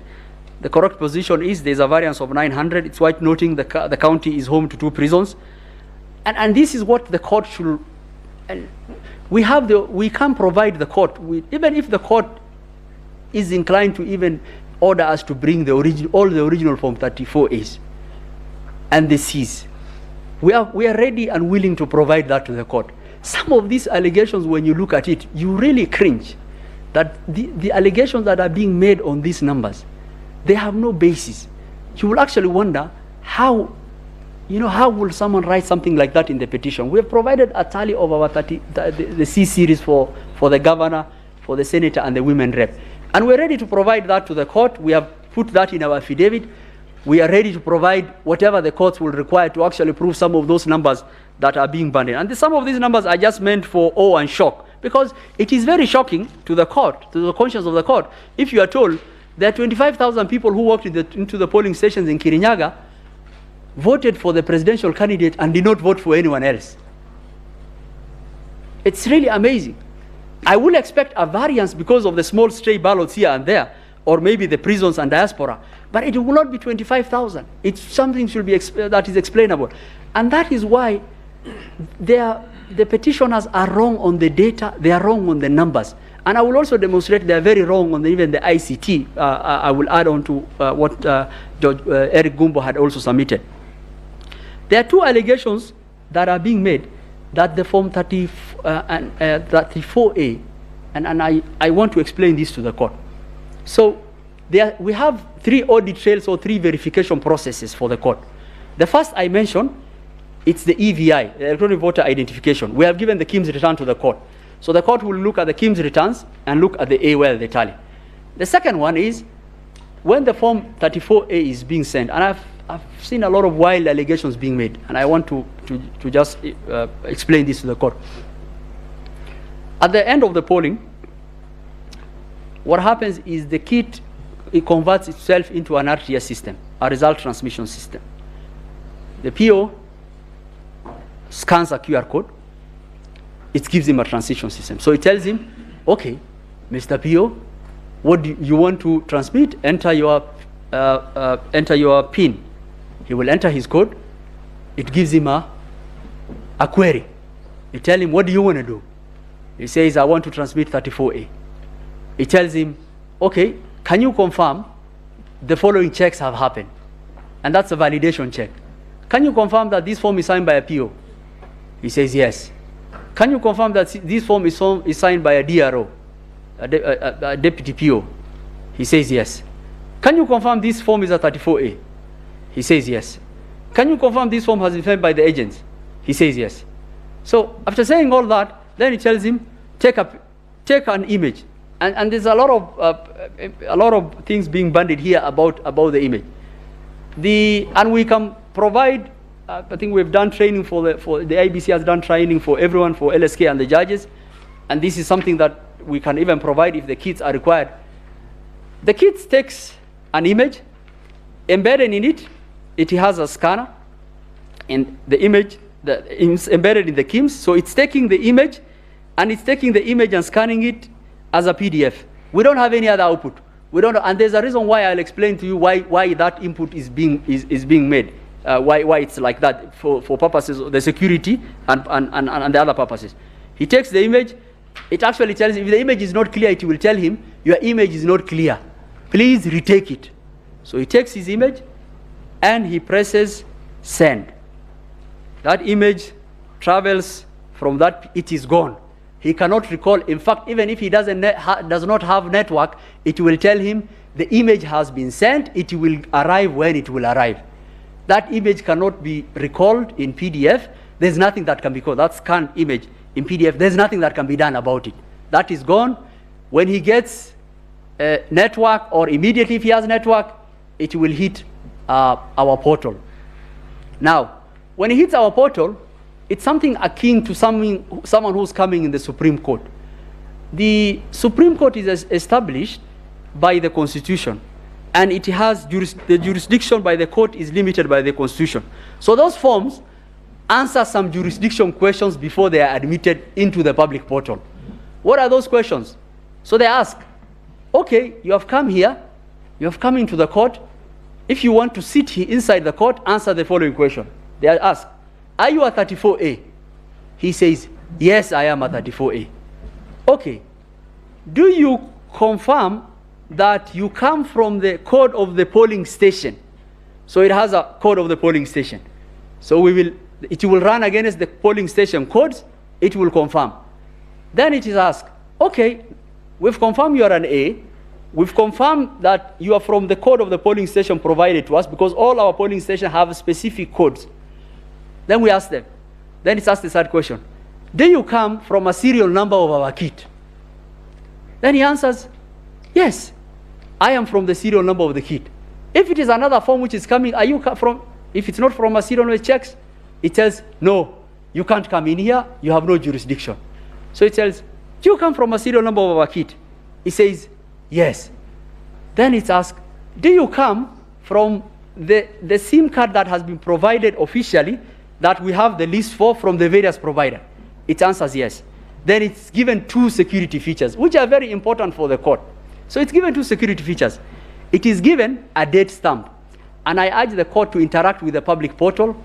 I want to confirm to the court, 800 million persons access our portal.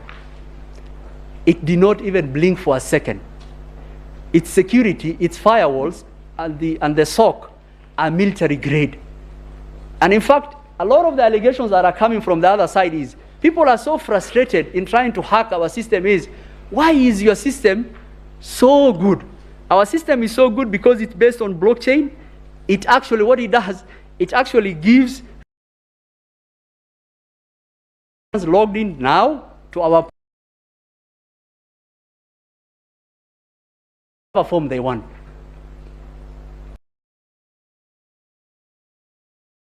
Million people, 300 million were Kenyans who downloaded, who looked at the result. So after asking that, it gives 2 things. It gives a timestamp.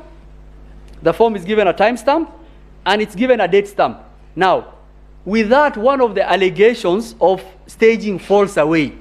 So someone is telling you, someone captured a form, amended it, returned it.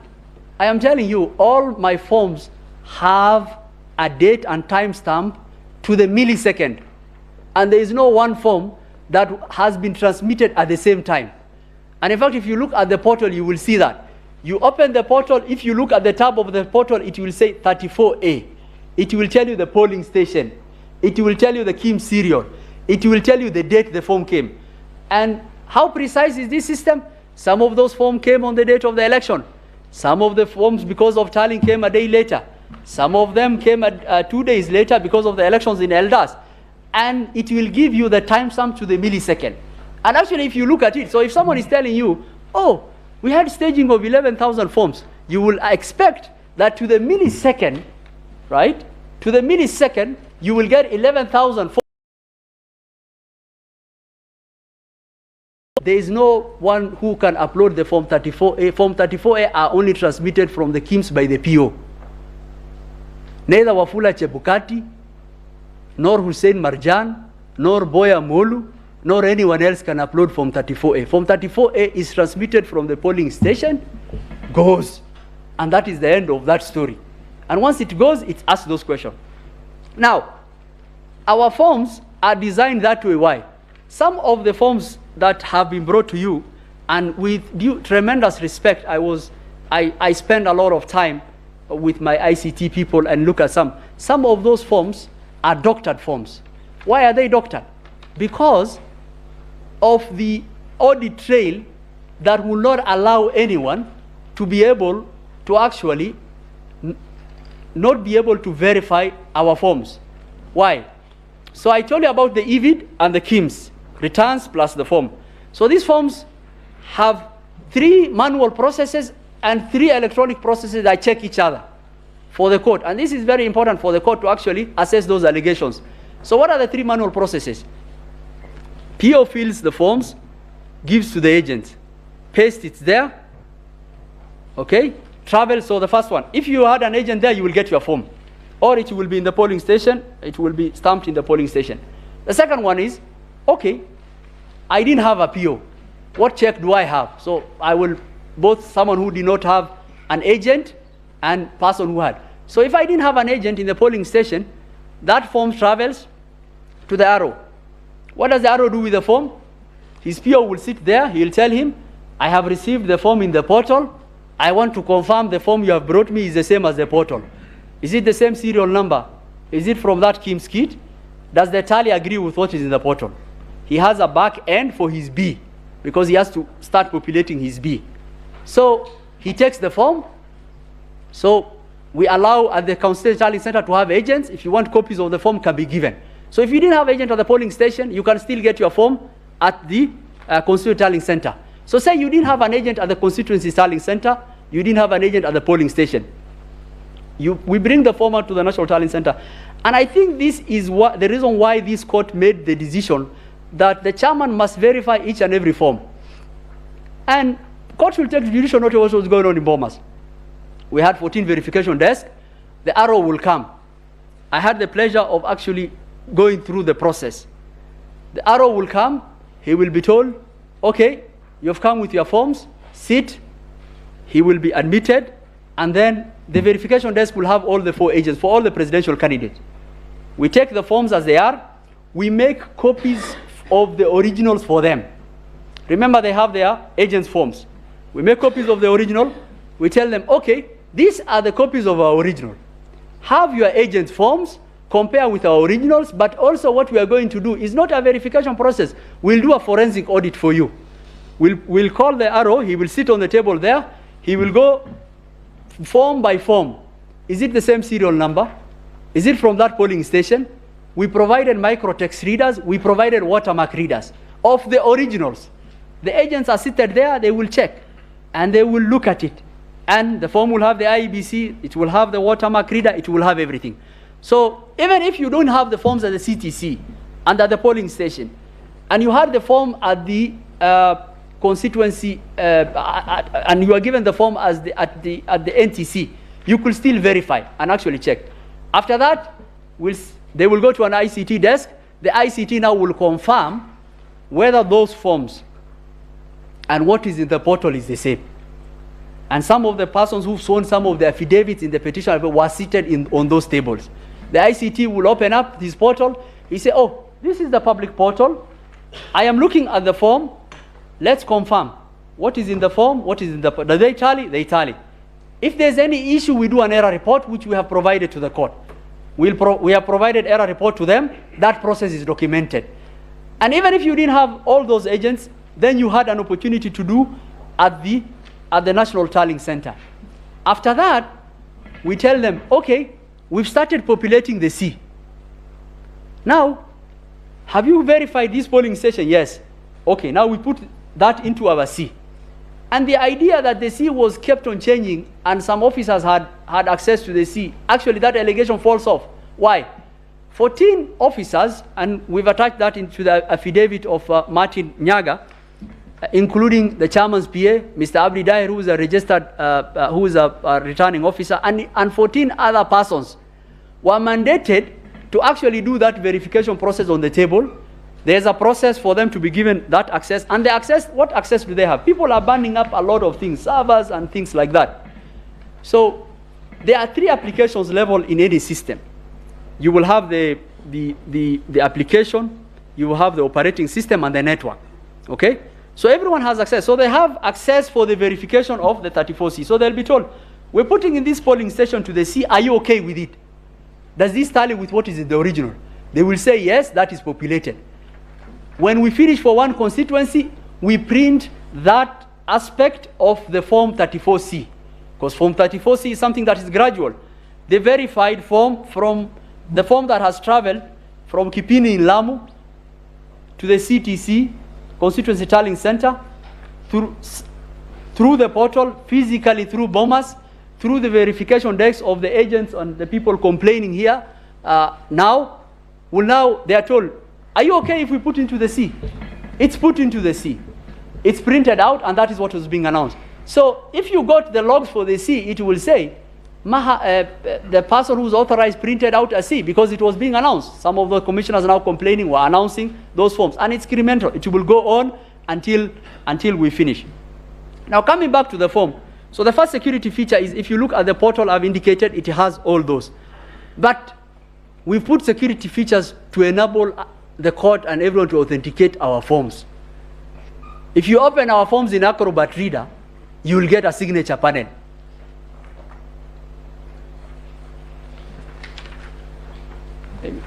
You will get a signature panel. And the signature panel is able to tell you the path of validation of our forms. It will tell you that this form, in fact, the timestamp you'll get on the signature panel is the same as the timestamp when that form was received at the portal.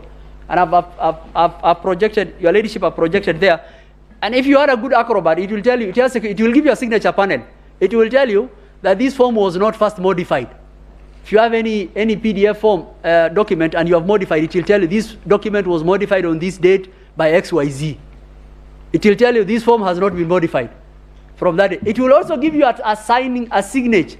You see that time there? That is the time that is on the when it was received on the portal. It's the same timestamp that when you open any form on the portal, it will indicate. So the allegation that forms were intercepted, staging happened, the authentication of our forms are very robust. So the second one now. So how is someone able to prove that our forms do not tally with what is in the portal? You only have to do one thing. You have to download our forms from the portal, get a relatively good Photoshop, and change the numbers on the tally. And I'll come to those allegations where the 34A in the portal are the same as what was given to the agents. We have provided 44 affidavits from various POs. Some of our POs who are Kenyans have had a very sleepless nights. Allegations have been made against them that the forms they brought to the ROs were different from what was announced. The allegations of an affidavit made by someone should be checked against the affidavits of each and every polling station clerk and polling presiding officer who we have endeavored to give the affidavits to the court. And we have given 44 affidavits for presiding officers on these allegations and many more affidavits for the returning officers. So the only way you will be able to show is you have to print out our form. And the problem with that one is because you cannot do anything about this, where the agents and everything sign, you have to get a Photoshop, amend it to JPEG, get a Photoshop and actually just remove with the tally. But like every other plan, it has a lot of weaknesses. And the first weakness you will get is, and the first thing they say is, in Gaina polling station in Tiati, that their agent provided them a form. And this is really important for the court. We say untruths have only one leg. They don't have two legs to stand on. The truth stands firm. They say in Gaina polling station, and this is in the affidavit of Anolo Chieng, that their agent provided them a form. The form is different to what is in the portal. If you look at what is in the portal, that is in the affidavit of Moses Sunkuli, and even the form he has attached himself, it says there was no agent in Gaina polling station. We haven't even gone to authentication and the verification of the process and the form, and I will show that why this is a bad Photoshop gone wrong. So the first allegation is, in Gaina polling station, their agent gave them a form. The tally for the presidential candidate is different from that. Guess what? The form they provided does not indicate there was no agent. And even our portal says there was no agent for any candidate. Not only for them. In Gaina, there was no agent for, I don't know why the parties didn't send an agent there. Maybe because of security in Tiati, or we don't know. But there was no agent for anyone. He says, I had an agent, and this is his tally. So to the question that whether the forms provided by the agents are the same as what is in the portal, the court has to come to one conclusion. Those forms that are being provided in those stations are doctored. They are forgeries, and bad forgeries at that. The first paragraph of that affidavit says so.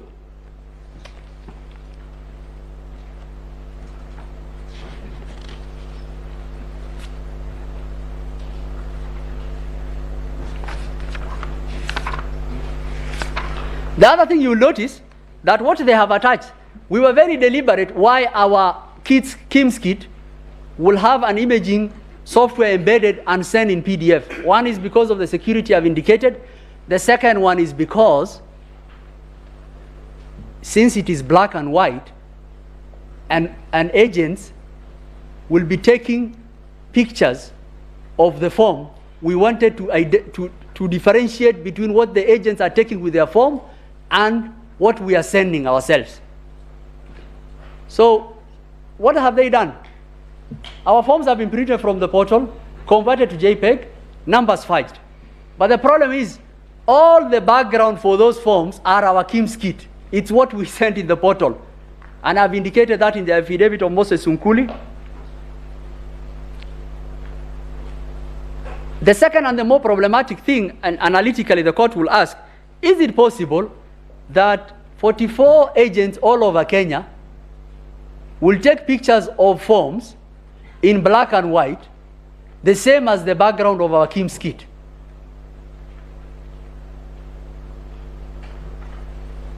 And the reason is because of the robustness of our processes. Because we have a manual check and we also have an electronic check. The manual check I have described, the electronic check, the EVI. The second electronic check, I have described how our forms arrives. So if someone made an allegation that, oh, the form of my agent is different from what I have, the court should ask, okay, we have a portal, we have IEBC POs who are saying something else, we have the original, which has gone different stages. How come it's only your form? And what is fudge, Your Ladyship, I want to point out to the court, is the only thing that has been amended in those forms is the number of tallies. Why have they done that? To tell the court, oh, look, IEBC portal is different from what we have. Okay, if you are thinking, and the challenge that I have been given the challenge that I've been told by my ICT people is we will leave our portal open for another year. If any one of these people who are alleging anything, let them go upload one form. And we took our constitutional duty very seriously to give that audit trail to the court for the court to be able to make a determined decision. I will mention 3 things on ICT. The first one is John Gidongo has given us an affidavit which we have answered with Martin Nyaga's affidavit.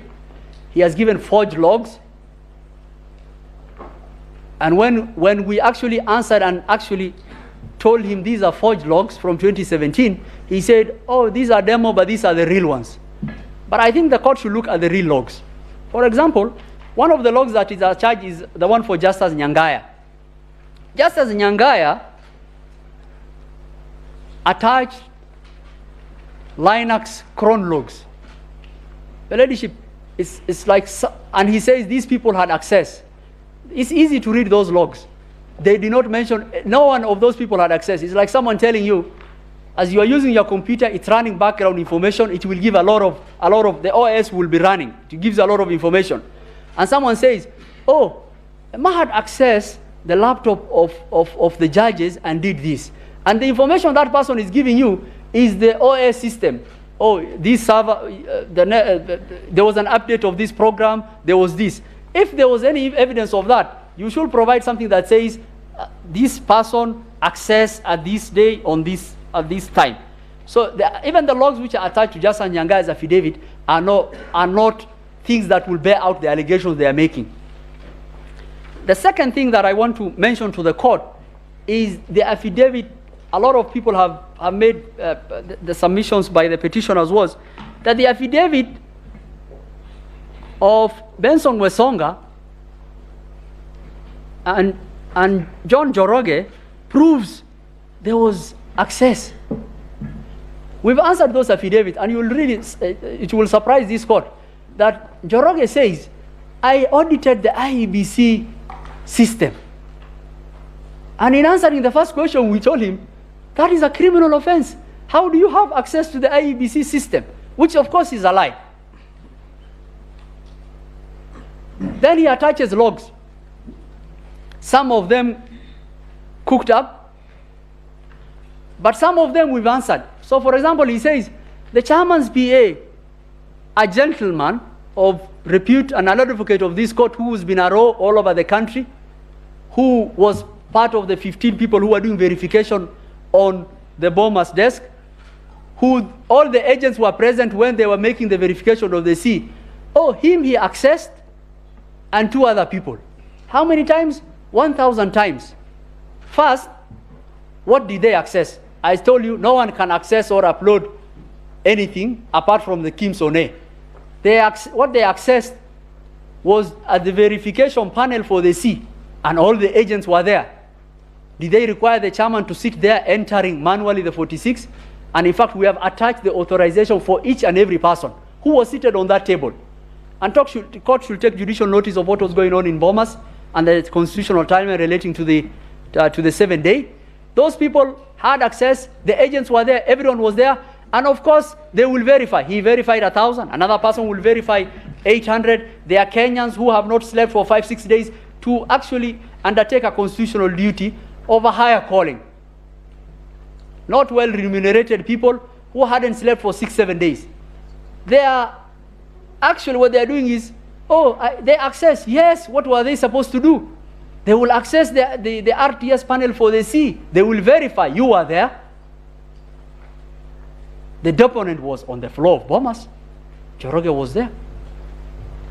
Their agents were there. The ICT was there.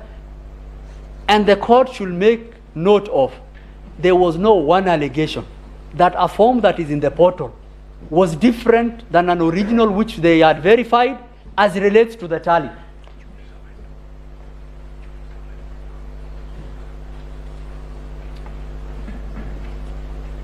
So there's another argument that they say, oh, our client, the petitioner votes were deducted and added to this.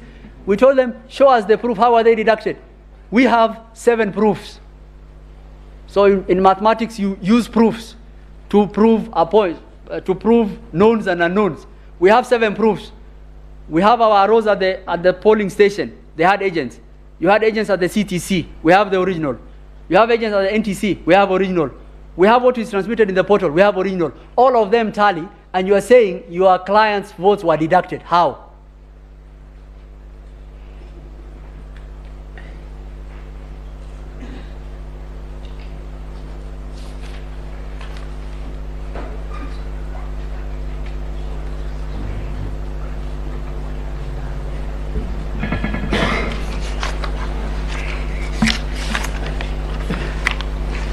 I will mention a small issue on the register. I want to note the court, we understood the issues as framed by the court as those issues. The issue of the register was not one of the issues. We have answered in the at paragraph 85 of Hussein Marjan and Michael Omar's affidavits. We did an audit as per the law. The audit was as required by the law, was transmitted to the Speaker of both houses. We did a resolution of most of those audit processes. We have documented what has been done. 262,000 deceased people were removed. There were some Kenyans who had registered both with their passport and IDs. And that process of audit is an ongoing process. We will endeavor to complete it, but I want to confirm to the court that that audit process undertook, and we acted on that audit process, and we went to with a clean register.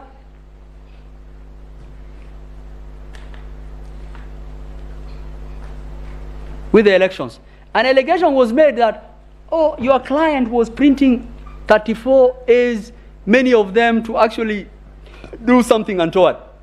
We want to tell the court, and we have put before the court, that the reason that was actually done, book 2 of 2 and book 1 of 1, is to ensure that as many Kenyans as possible had copies of the 34A.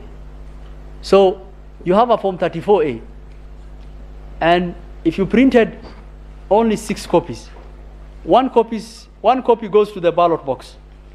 1 copy is supposed to be attached to the polling station.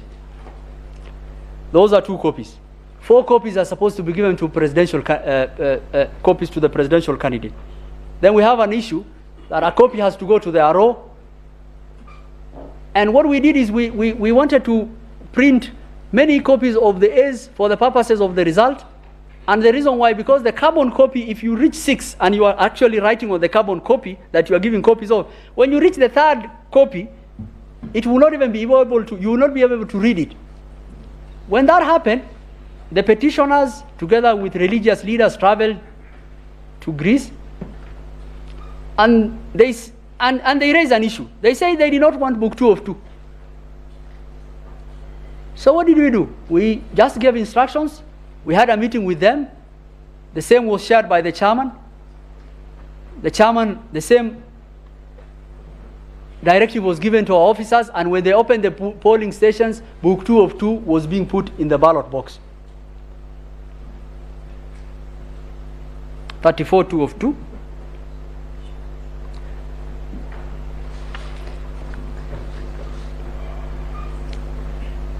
An allegation was made, and this is, I think my ICT people have told me they actually want to buy the patent of this technology, that a JPEG of handwritten document can be converted to CSV amended on a form that has signatures and watermark and converted back to PDF and uploaded. If such technology exists, we actually want to buy its patent. It's actually impossible to do that. And that is why all of the forms that have been submitted, the only thing that can be done is you have to just look at the tally numbers and try to use Photoshop to change the tally numbers. You can't do that, because the verification process has 8 stages. This form is widely available from the village to the NTC, that for someone to say that, oh, my 34A has been tampered with, it's impossibility.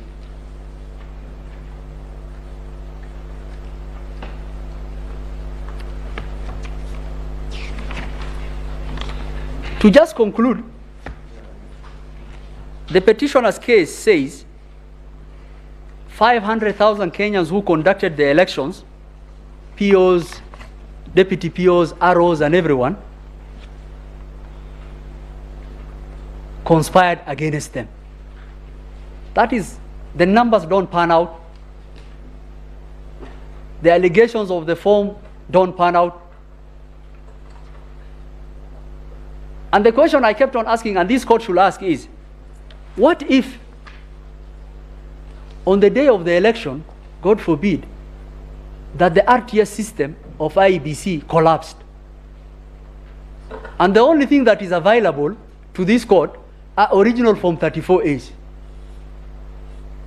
Will this court say, since your RTS system collapsed, there is no election that you held, that the franchise and the vote of the Kenyan cannot be gotten from those ballot boxes and those forms? And the second question, and which is really, and we have indicated that in the firewalls and the affidavit of Hila Kavogo, and how robust our system was, and how many who tried to do that. The other question is, 300 million Kenyans access that portal. They know the results as indicated. Those results can be verified from the forms original available, from the forms of the agent.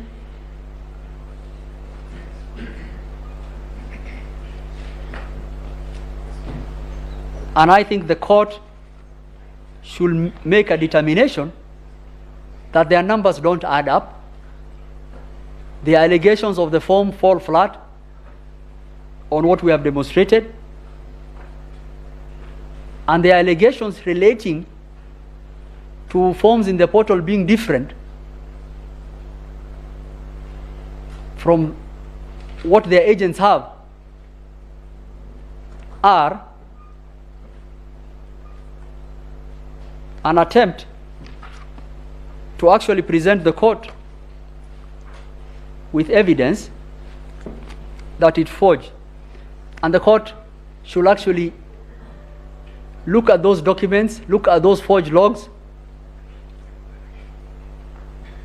and take necessary action against any officer who will have presented those logs or documents. Allegations have been made about Gudino and Access. You will find in the affidavit of Hila Kavogo, those people were leads who were actually providing ICT help at the level of the systems. And every person was logged off from our system on the 8th of August. There is an email we have attached to the affidavit as relates to that. Anyone who had access to our systems was someone who was authorized to do.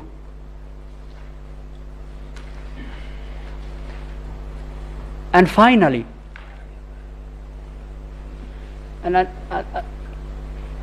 the court should ask the question,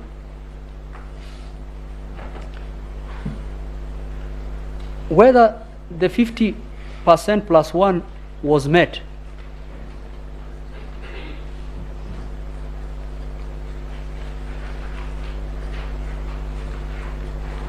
And to that question, Your Ladyship, the late Justice Antonin Scalia, whenever he went to give lectures to all over the United States, everyone used to ask him about Bush v. Gore, and he will know whether someone is a Republican or a Democrat as to the question they will ask, and his answer will be, get over it, it's over.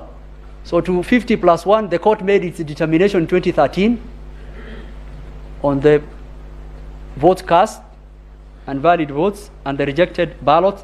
Rejected are not votes. Votes is an authentication of preference. There's nothing called rejected votes. That's a rejected ballot. The court emphatically made that decision in 2013 and in 2017. To the petitioner's answer as to that, I think the simple answer will be, get over it. With those few remarks, I yield the floor.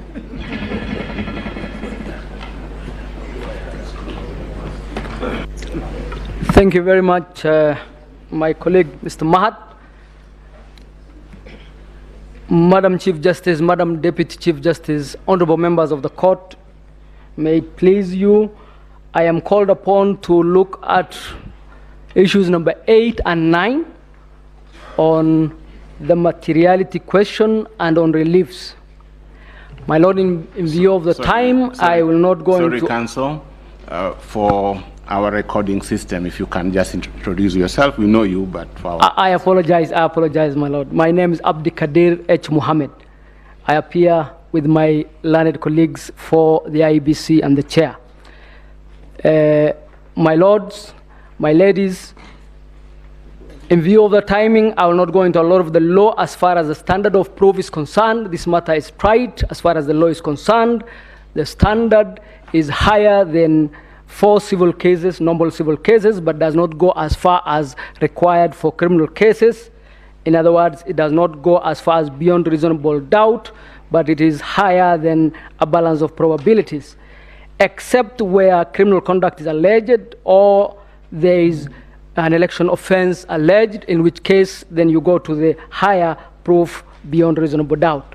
The submissions of the first and second respondent in the lead, the submission of the respondents in the lead petition at paragraph 8, page 4, deal with the law, the cases, Raila Odinga 2013, para 203, number 1, presidential election number 1 of 2017, para 151 to 152, and the courts clearly state that the allegations should not be general, they should not be bare allegations, and the standards must be met. In John Harun Mwau, at page 349 to 350, 2017, that was the holding of the courts. So the law is very clear on this matter, my lords and my ladies. I'll then go on itemizing some of the allegations or some of the issues raised in terms of illegalities and irregularities, and specifically state whether those standards have been met, and in broad case, they haven't. So there have been allegations of a dysfunctional commission. This, my lords, is not a court dealing with a corporate governance case. It is an election petition court dealing with the presidential elections in 2022. My lords and my ladies, the case of Maina Kiai dealt with the issues of the commission and the chair and their place in the process that we are talking about, in the verification process. And it's very important to understand that the petitioners want to turn that case on its head, because if you recall, what the petitioners in the Maina Kiai case were fighting against, it was the interference by the commission or the chairman in the results when they come to the National Tallying Center. This is exactly what the petitioners are asking to do. They are asking the commission to interfere with the results at that point. That is not the law. Number two, there was the allegation that the commission is equal to the commissioners. That was dealt with by my learned colleague, Senior Counsel Kamau Karori. But let me just add that it will be absurd to say that the only elections, the only verification that is acceptable under the law is verification by the commissioners. What then would we make of the elections at the counties and the tallying and verification at the counties and the tallying and verification at the constituencies where no commissioner is present? What would we make of Section 39(1)(c), which says the commission will transmit? Which commissioner transmitted when? It is the commission officers, the commission employees, and the commission is certainly more than the commissioners. My lords, that allegation, therefore, that there was a dysfunctional commission and this led to the results not being verified is not borne. The standards have not met, and it is not the law. The commission practically will need to rely on its officers across the country in the 46,000 plus polling stations for the work of the commission, including presiding officers verifying and transmitting. The next allegation broadly was the issue of the rule. Issues can be affixed to this good gentleman that the chairman was being accused of. That would be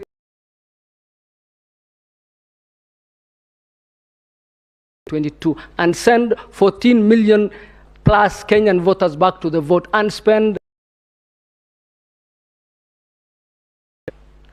The chairman is accused of single-handedly conducting himself, and it's alleged that the office of returning officer for the presidential election does not exist. I adopt the presentation from my learned colleague, Mr. Kamau Karori. But suffice it to say that we all accept that 138.10 gives a role to the chairman to declare. That regulation 87.3 gives legal roles to the chairman, and case law has given legal roles to the chairman. Those roles, when you put them together, essentially spell out the role of a returning officer. And in the old company law, the definition of a director used to go that a director is a director by whatever name called. And the returning officer is the returning officer by whatever name called, because he is undertaking the functions of the returning officer. Let me now turn to the allegations from the other commissioners and the averments in the affidavits. If you look at the totality, what you get is that these good ladies and gentlemen were either negligent or unaware of their functions, or in fact were not stating the truth as such. because the law requires for the commission to hold a minimum of 1 meeting per month. More were held during the elections. They attended all those meetings under the affidavits. The vice chair and Mr. Wanderi attended the trip you are told about in Greece, where they went to check on the presidential ballots. The announcements were made by these good people almost 70% of the time. In other words, almost 70% of the announcements done at Bomas were done by these particular commissioners. And the tables were there for everybody to see where verification was happening. And they had no one stopping them from going to attend or direct if they wanted to direct. We would have shown at this point their access to the floor in the 4-minute clip, but in view of time, I will skip that. But I would urge the court to look at that video clip to show the extent of the operations of the commissioners, and especially these 4, in terms of the operations at Bomas. Then we go to the 27 constituencies. The affidavits clearly show that those constituencies were tallied and they were in fact verified, and that the record will clearly show that what was remaining was the announcement. And the 4-second clip will show you the environment and the fracas at the announcement podium at the point in time when Professor Gulie was to go to that podium to announce the 27 stations which had been verified and tallied. I'll play the 4-second clip. Thank you, Sonia. Please. Yes, this is Bomas just before Professor Gulie was to announce.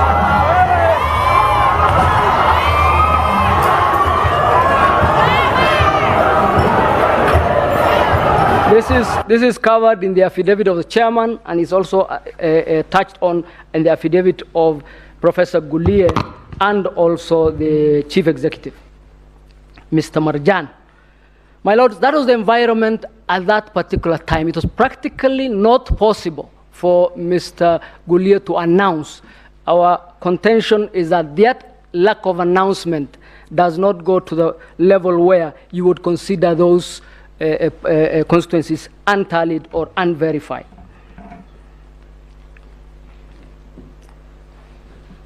What then were the aim of the commissioners when they say we wanted to quote unquote own the results?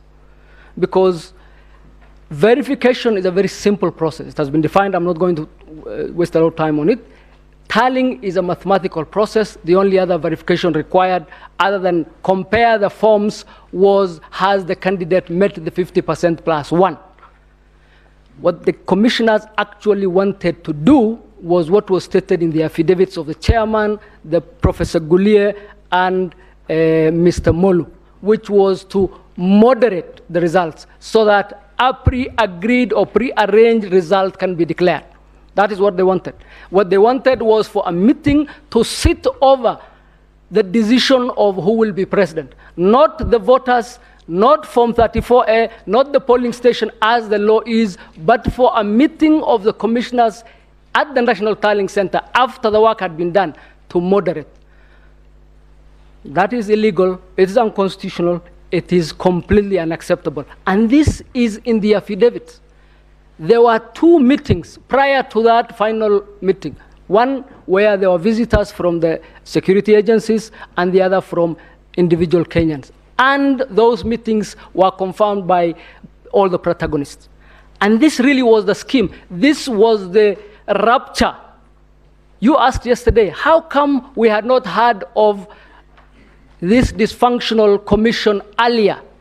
Because it was a process that was going on, and at the point of disagreement is at the point where now we have rupture. And from that point onwards, those commissioners are part of the scheme, and this time instead of announcing the wrong results, it is aimed at getting this court to overturn the results.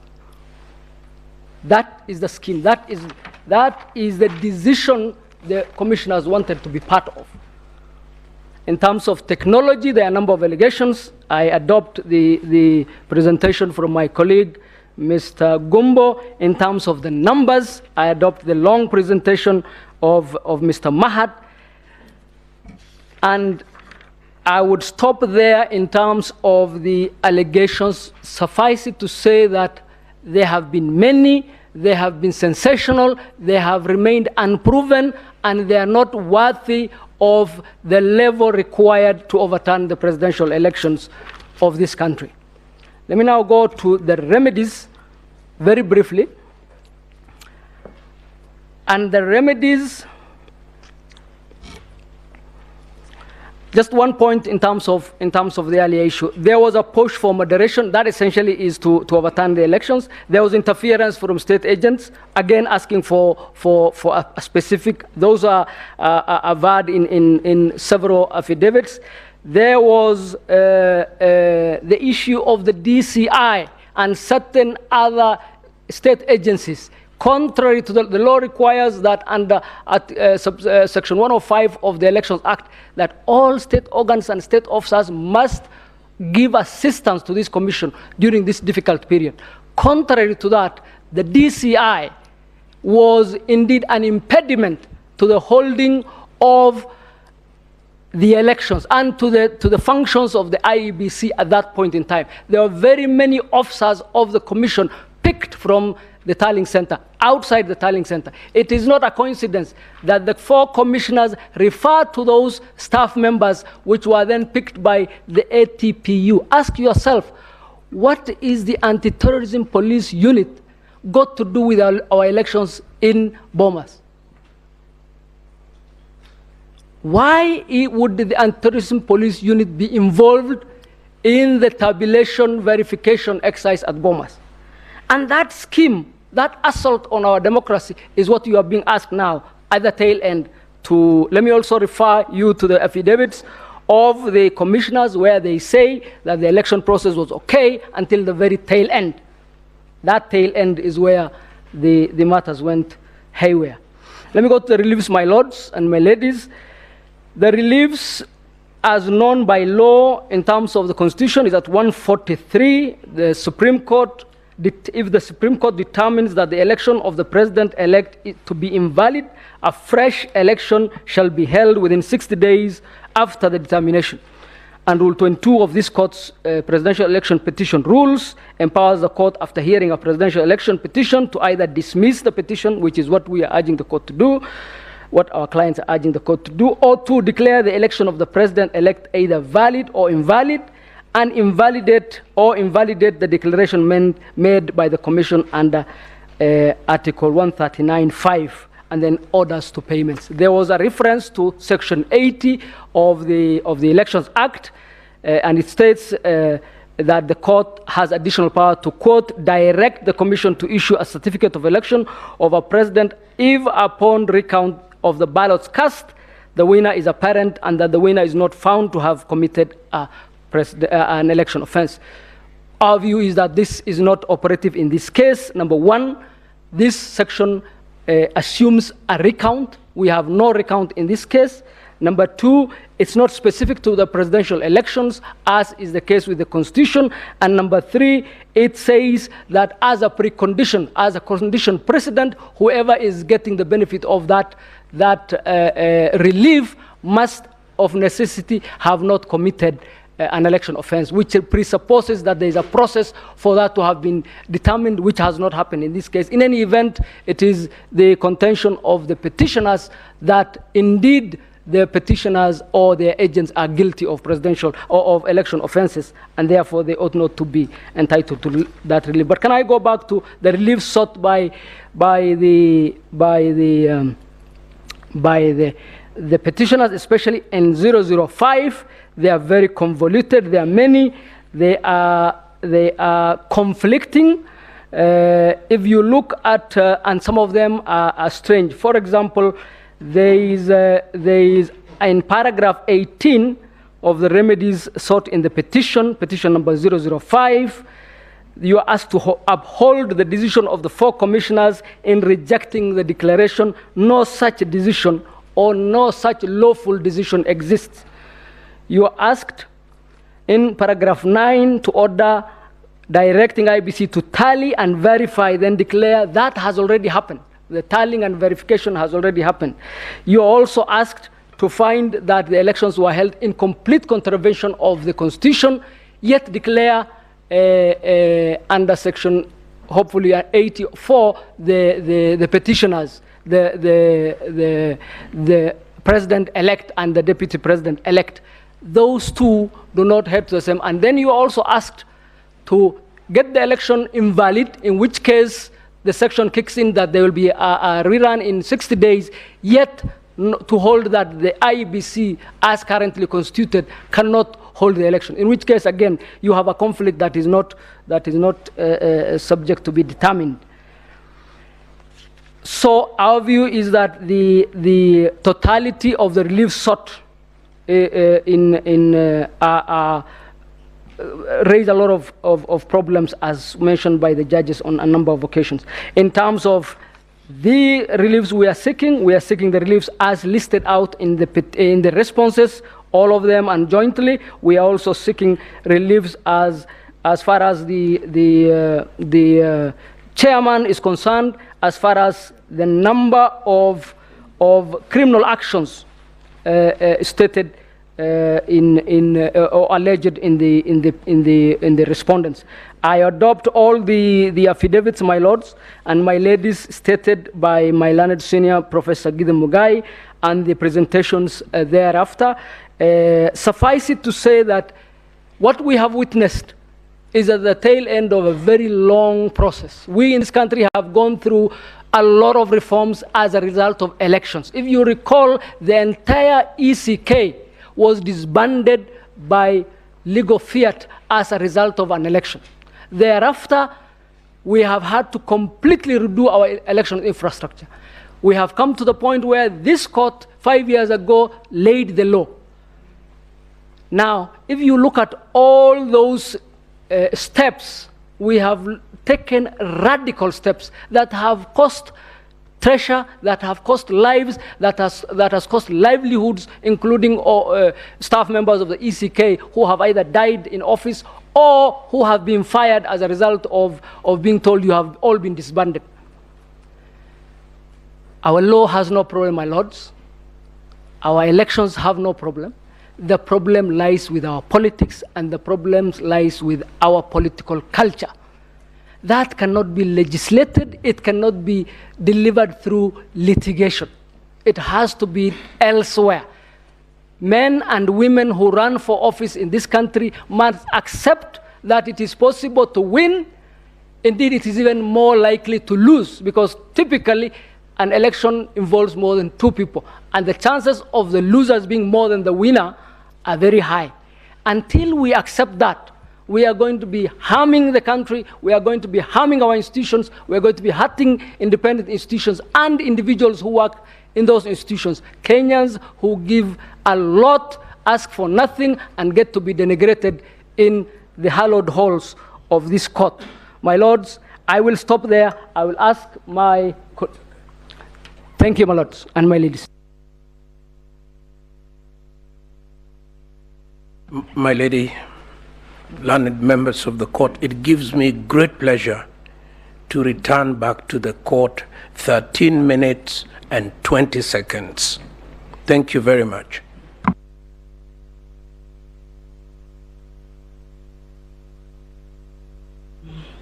Thank you very much for donating to us 13 minutes. We will...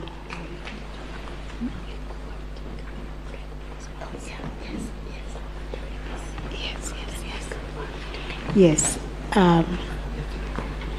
we would like to break now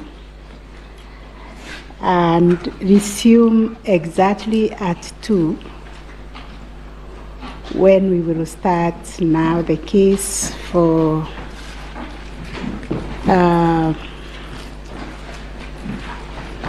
should be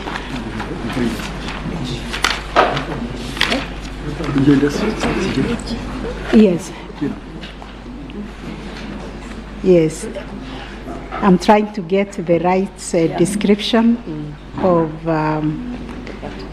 the parties, but it will be the case of William Ruto and also the Attorney General. Not now, when we resume at 2, because we haven't risen, we need to rise.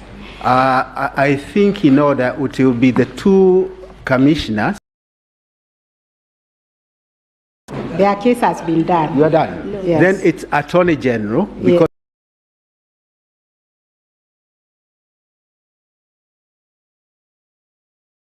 Attorney General. So it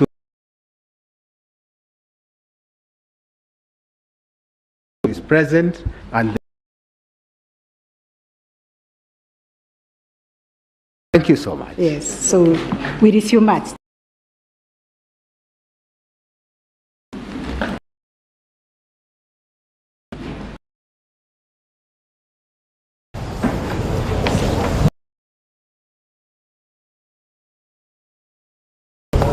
George.